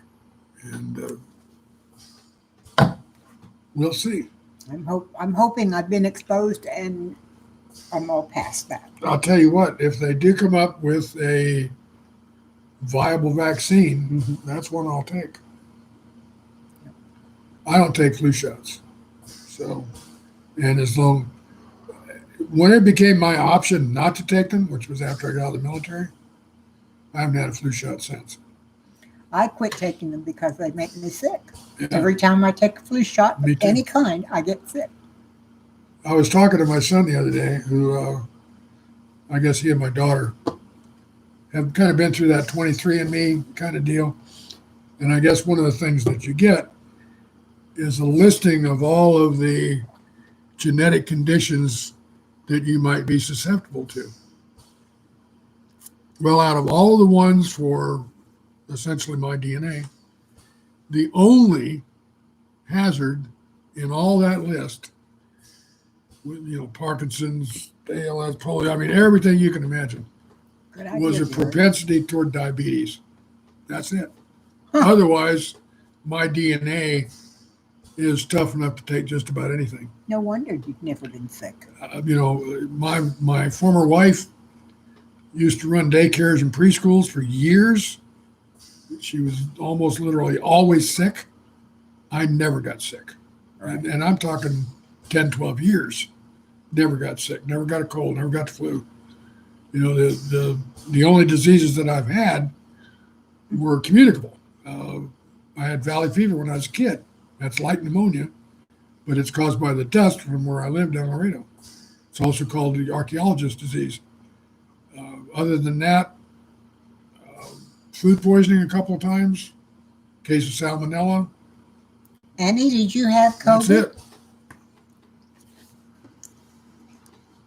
I didn't know you had COVID. It looks like from your post. Annie, that sounds like a pretty rough road to hoe.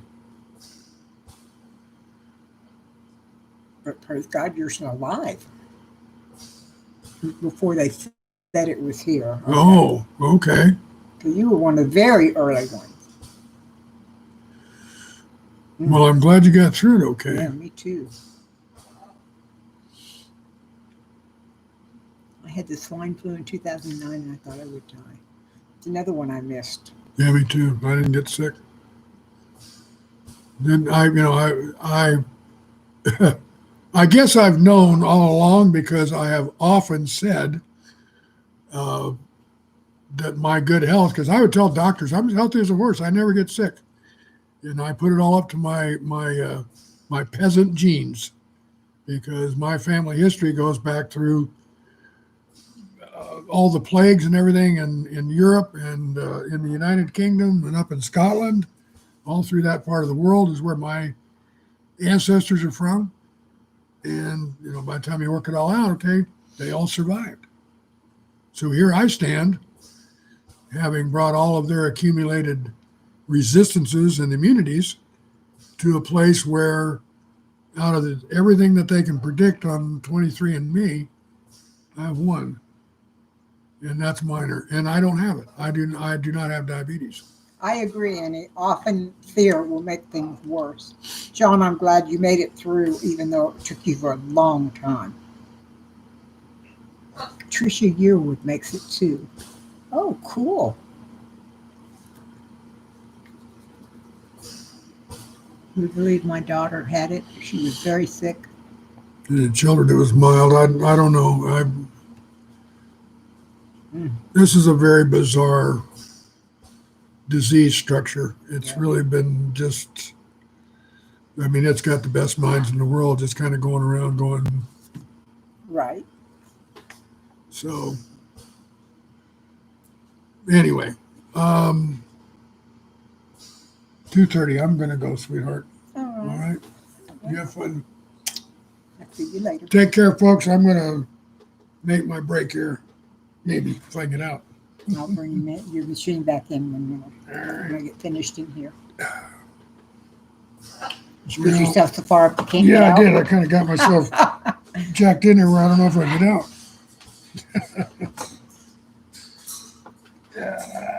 Those kinds of things do age you, Annie. That's very true. Where'd my shoe go? Oh, there it is.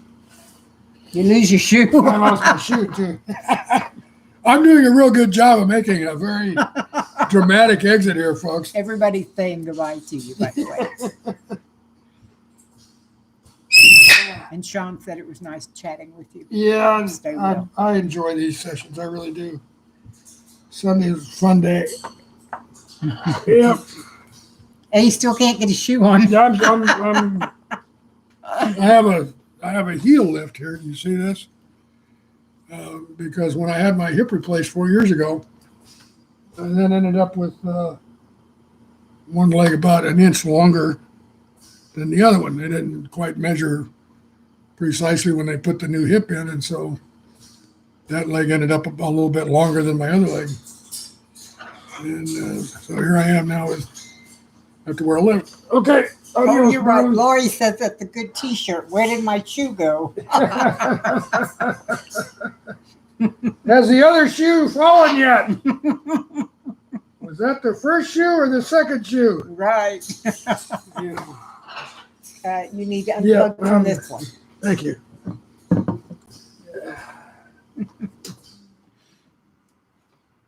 All right, sweetie. I'll see you later. All right, darling. Go watch your golf. I don't think it's on yet, but hopefully they'll have a we'll home run see. today. A home run, listen to me. A hole in one. I guess you guys can tell. I'm telling them to have a home run on a golf show. I'm not a big sport fan. Nope. You're right, We're Sean. not. Sean says my lost shoe is likely with my keys, wherever they are. Yeah, there you go. Oh, Bruce says don't forget to put the lift in the wrong shoe. Hello, Gary. Good to see you. All right, see y'all later. He Thanks says, for coming by. Love you. Bye-bye. Bye-bye. Bye-bye. Hear the birds saying bye-bye to him. We named it. It's finally over because we were talking about the insanity of the presidential races. I was so glad it's finally gone and we don't have to listen to that anymore. So that's why I called it It's Finally Over. Oh, you went to the flea market, Sean? I love flea markets. Yeah, these guys love to say goodbye. And when we get ready to leave, we always tell them to guard the house. And then they start saying things again. Usually hello or peekaboo. Another set of combat boots for cheap. Ah, very good. I used to have a set of combat boots that were very cheap. A friend of mine was a groundskeeper on one of the local Air Force bases. And one day he saw some kid throwing things in this dumpster, so he drove over to see what it was. And he had thrown away several pair of boots and several uniforms and stuff like that. And he brought the shoes home, and they were wonderful. They fit me perfectly, and I wore them for a long, long time. So it was great. Lori loves flea markets too. Yeah, I do too. You know, the flea markets in the area of Florida where David and I used to live were different. Here in Texas, a flea market doesn't sell food. And the ones in Florida were like a combination of a flea market and a farmer's market. We had people that sold all kinds of stuff. So it was very different. Now, what do they say? Yeah, they are made very well. I agree. Lori, I'm a dumpster diver, or I used to be. It was not uncommon for me to go dumpster diving when I was a younger woman. So. Sean says he paid $20 10 years ago, got this newer set for $25. Should be good for boots now for a long while. Yeah, I agree. Yeah, I believe it's $200. Military boots are very expensive. Military buys them and spends a lot on them. Yeah, me too, Allie. I love the craft fairs. Gary, you take care. Get that battery charged back up. Thank you for coming to see us. We really appreciated you. Lori says in Syracuse, farmers markets are on Saturday and flea markets are on Sunday. That's interesting. First date I took a girl on once was dumpster diving. Well, she got to see the real you, didn't she, Sean?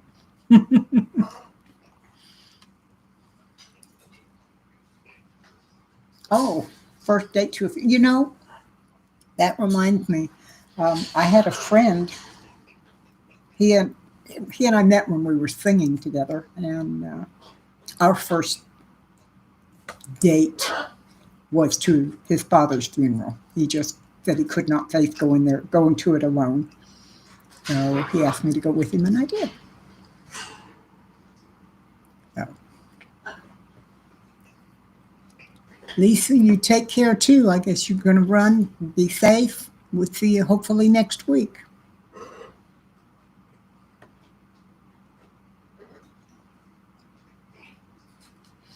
Well, if David gets that new video done, hopefully I'll release it by Wednesday, and then I'll have another one next weekend. The thing I'm doing is I have found a number of recipes for Thanksgiving foods, typically Thanksgiving foods that you can make ahead of time and then either store in the refrigerator or the freezer until the day of, and all you have to do is warm them up. So I'm trying to get Thanksgiving stuff done ahead now, because what I want to do is, number one, do videos for y'all. But number two, I want to put them in individual serving size plates, and I'm going to, the day before Thanksgiving, I'm going to take them over to Mom and Dad, because David is not up to going over there. Mom and Dad are not up to coming here. So I thought I would take some to them in their plate and then take some for us here. I don't make sausage dressing, Sean. I do a cornbread dressing, cornbread and white bread combination. Does it feel late to everyone or just me? Lori, I think it feels late to you because it's almost 3 o'clock here, and this is the longest I have gone on our live stream in a very long time. Normally we close in 1 hour, and it's almost an hour and 3/4. So maybe that's it. Thank you. My cornbread dressing, I always have sage in it, so that makes it a little different too. I tried making oyster dressing once, but it did not turn out well at all. I love oysters, especially raw, but I'm not good at cooking them. So I went back to cornbread dressing. It's much easier. Yeah, I like sage. As a matter of fact, I grow my own. I have a pot hanging in the front porch, and I grow sage all year round out there. So, from the time change? Well, actually, I kind of enjoy it. It gets dark earlier. I could put the birds to bed earlier. That sounds weird, but they don't like to go to bed until it starts getting dark. I mean, in nature, they don't go to bed until it's dark, so they don't change just because they live in cages in my dining room.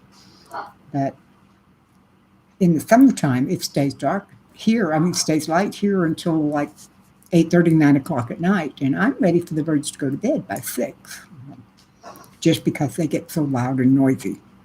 So anyway, get an early jump on work. Yeah, I agree. Some ducks give you the runaround.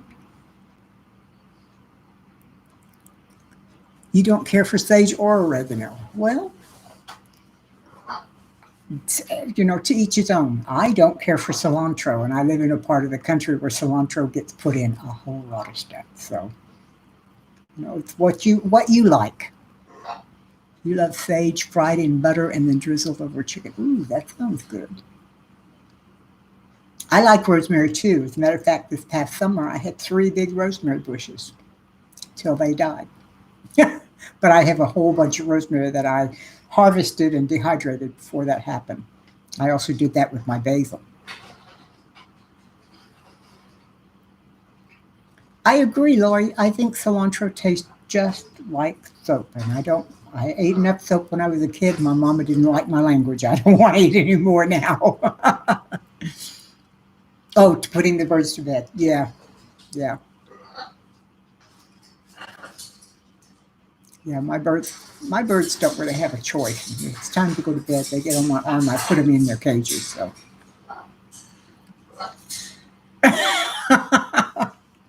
Yeah, John, my mom used to think that was the best way to teach me not to use foul language, and I guess it worked because I don't now.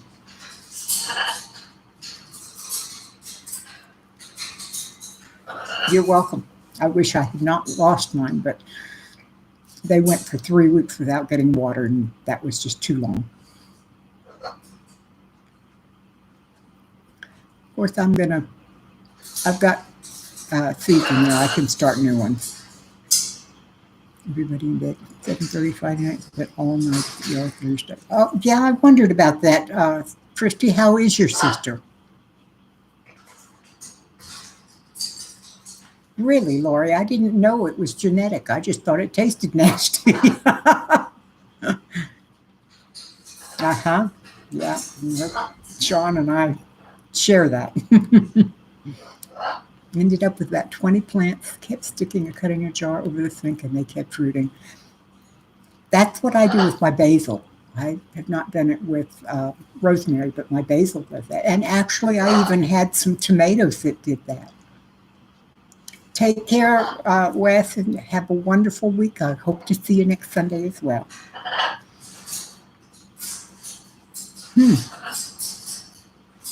Musty, that's a good way to describe it. It's just not good is all I can say. Oh, really? They say if it tastes like soap, you're allergic to it. Well, I have not had any allergic reactions, but then I don't eat enough of it to be allergic. And I'm not as allergic to that as I am to peppers. So with peppers, if I take a bite of pepper, I know it because my lungs stop working. Happy, wonderful to see you. Well, like someone said earlier, Happy, he's the president now. We're going to pray for him and try and support him the best we can. That's all we can say. Oh, an allergist told you that. Well, okay. Slower than basil. Okay, maybe that's what it is. Maybe I gave up too early. JJ Severin, welcome, welcome. I'm glad to see you. It's snowy in Utah. Oh, my. Ordered onion seeds and was given a free packet of cilantro. You can imagine my joy. Well, if Murray likes it, then maybe you would be happy.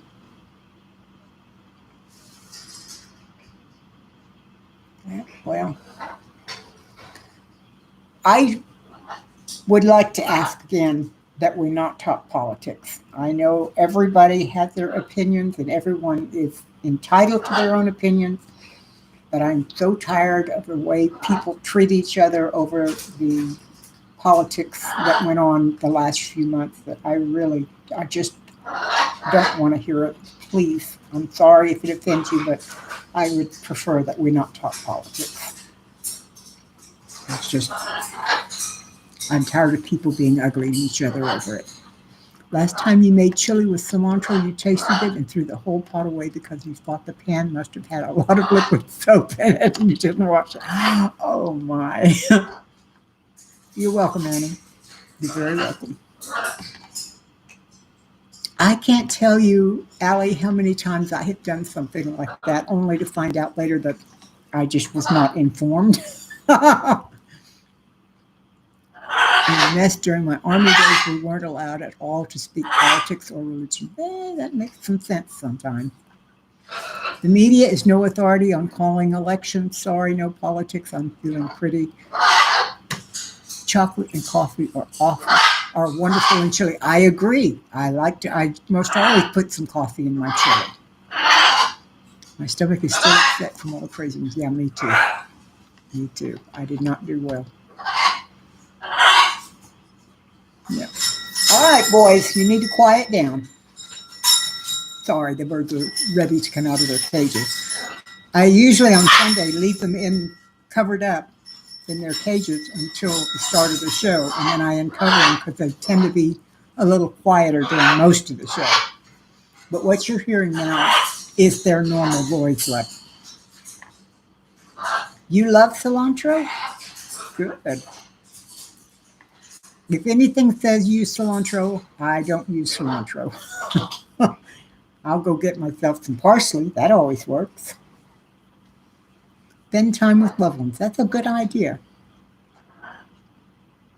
Mexican hot chocolate. Well, see, Laurie, I am very, very allergic to all forms of pepper. Actually, I'm allergic to capsaicin, which is in vegetable peppers. And anything that says Mexican usually has some kind of pepper in it. So I just don't. I do have fresh ginger. I love ginger, and I eat a lot of that. I also like horseradish, and I eat horseradish, which can be very spicy. Wait, you have doves in the house? How cool. Lime mint. I've never even heard of lime mint. I'll have to look in my seed catalogs and see if I can get some and try it. As a matter of fact, Hattie, I went yesterday and did an hour-long interview with Blake, which we are turning into at least 2 videos. So you will be seeing Blake and his new barn in the next couple of weeks sometime. So I hope that, and he does not say when he's going to be going back to doing live streams, but hopefully within this year. Way too much spaghetti. Oh my goodness.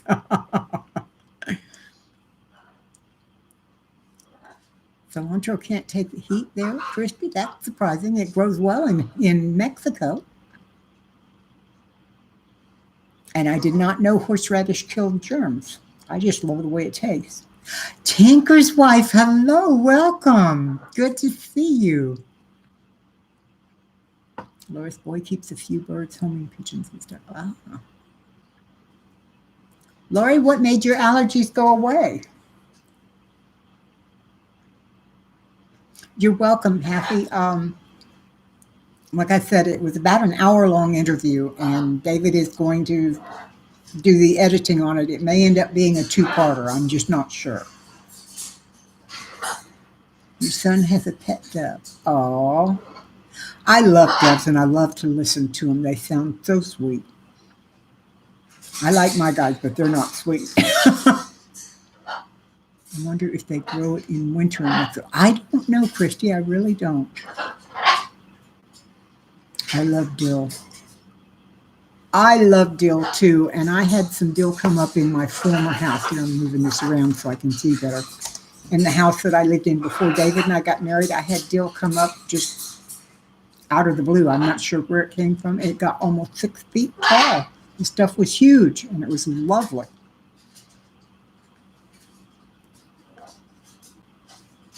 You drive the 2 birds and a cat 6 hours to your son's college because, oh, Laura, you spoil that boy, but that's so sweet.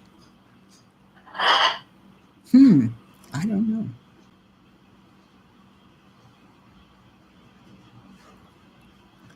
A holistic healer. Very good. Maybe I should talk to holistic healers about my allergy to peppers. Actually, to be honest, I may not be allergic to peppers anymore because I've gone through chemo twice since I was told I was allergic. And chemo really changes you, but I'm afraid to try because the doctor told me I was so allergic that if I ever ate peppers or capsaicin, if I ever had enough of it again, it would probably kill me. So I've been a little nervous about trying. Thank you, Mary. I hope it turns out well. I've never done an interview before, but he invited me to come over and see the barn now that it's almost finished, and I was so excited to do it that I decided that I would bring you guys along, sort of. So I brought my camera, and we had a great time. Thank you, Annie. I agree. It's not worth the risk. Freaky Geek, hello. It's good to see you, too. My goodness, we're having people show up here that I have not seen in forever. This is wonderful. Carrie, you made pickles from your own fresh dill? That is really neat. Oh, with Blake, he's the Daddy Curbs Farm. He's where I got my start, North Star. I was his sidekick and moderator for about 5 years. And people kept telling me that I should have my own channel as well. And finally, they talked me into it, and I tried it, and I like it.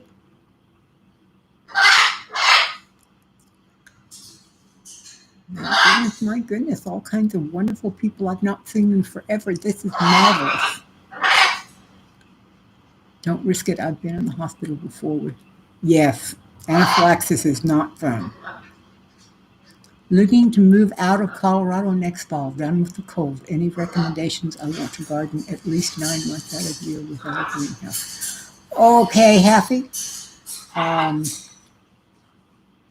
Louisiana is good for that. Texas is good for that. Some parts of Mississippi and Florida, although I don't suggest Florida simply because if you end up being aged, quote unquote, being a senior or have any kind of health problems, getting help there is not a good thought. New Mexico and Arizona are interesting places to live, but they're a lot hotter and drier, so you probably wouldn't do too well with that. Actually, Florida is about the same as Texas, I've found. I hear a lot of people say that Missouri is a great place to live for those of us who want to garden and have chickens and livestock and that sort of thing. Yeah. Well, hello, Leslie. It's good to see you. We were just talking about you. Thank you. Thank you very much. It's wonderful to see you. Thank you for coming by. Leslie, I have a new video out that just came out this morning if you want to see it. I loved Georgia. Well, we lived in northern Florida, right up near the Georgia border, and we would go into Georgia when we'd take day trips. And Georgia is a lovely place. The part of Texas I live in, you rarely ever get snow. You rarely ever get really cold. About twice a year, you'll get something where the temperatures might go down to 20 or just a little bit below. But other than that, it's always you can garden year round here. Let's see.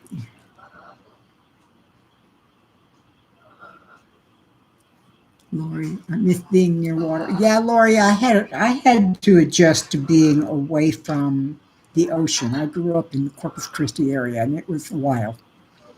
When you started watching YouTube, you thought I was Daddy Kurt's professional secretary. Nope, I was just his sidekick, although I spent a lot of years in the workforce as a professional secretary. Mm-hmm. Yeah. If you're not used to the heat, it's hard to deal with. I used to live in Georgia and South Carolina and love them both. You know, I keep forgetting South Carolina has some pretty good weather. Oh, gosh. Susanna, let me think about it. There's a couple of really good things. I've gotten some emails recently on herbal knowledge. And I'll see if I can find them, I'll send them to you. Yes. Happy knows Kay. He moderates for her.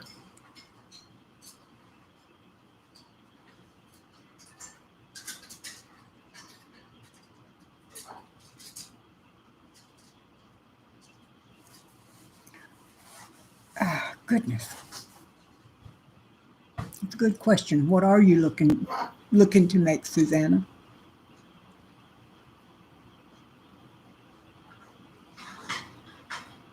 There, let's see. You don't like the heat. You love fall shorts and sweaters.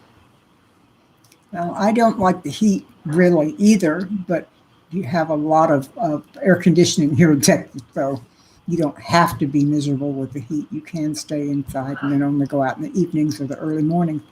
However, I can warn you, there are times when in this part of Texas, it's 90 and 95 degrees at 10 o'clock at night. So be very careful. That's all I can suggest.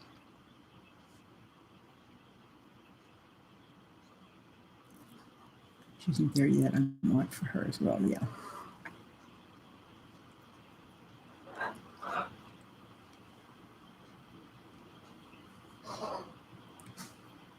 Thank you.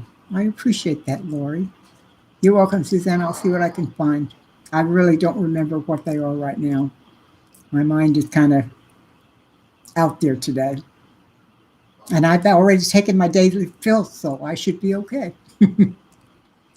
Lavender pillows. Have you tried? Well, I like to put lavender in my bath water.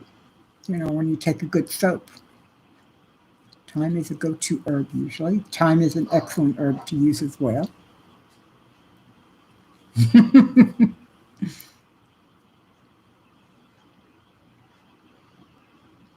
Yeah.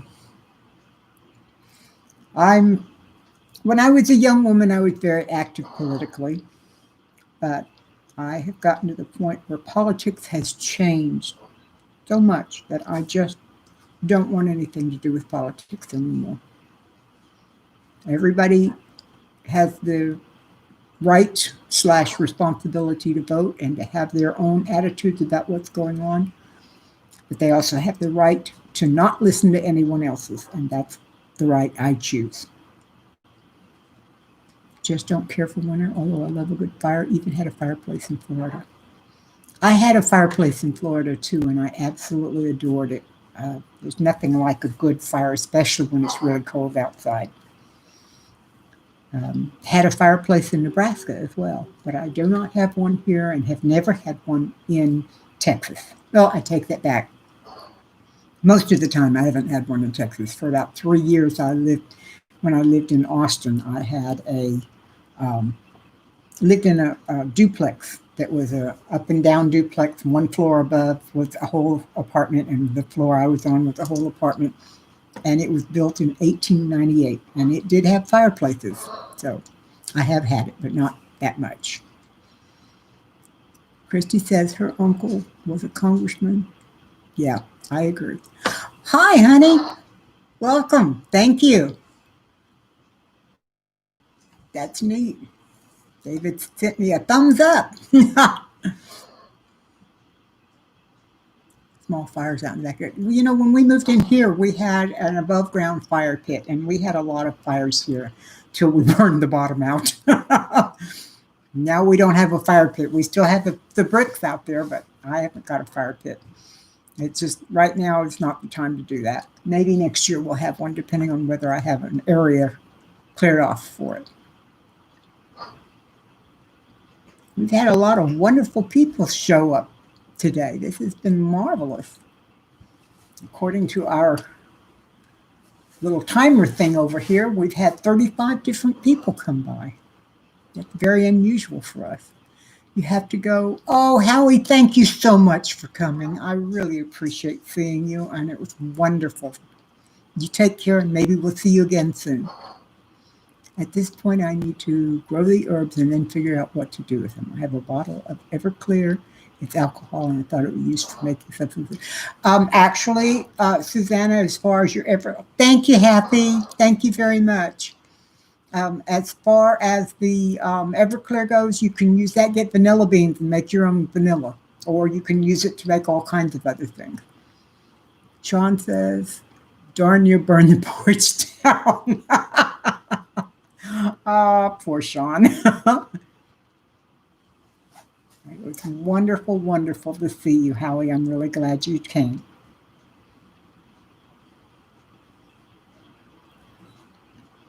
You still need to fix it. I understand that one. I need to get out and clean mine off. My front porch is a wreck. I haven't cleaned it in 2 years, and I really should not even admit that in public, but oh well. Appreciate that, Happy. I really do. Oh. Well, folks, it has been over 2 hours that we have been on, and I do have to go feed my husband eventually. So I guess I'm going to have to call it goodbye for now. Before I do, are there any prayer requests? If there are, I'd like to get them down and add them to the list so that I can be praying for the right people and the right thing. And Christy, again, I have your sister on there already.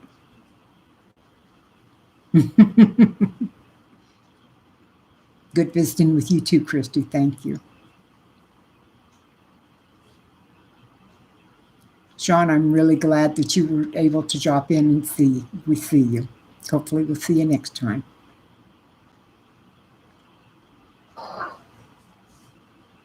Okay. Freaky, you have a wonderful day too. It was wonderful to see you, although you were awfully quiet today. Oh, yes. Brett is at the top of the list. We pray for him often. Thank you. Got to lay down and get turned. Okay. Well, everyone, if you have any other prayer requests, please leave them in the chat. I'll go back and check it later. You guys have a wonderful week. I really loved visiting with you and seeing you all. And you take care. Bye. God bless.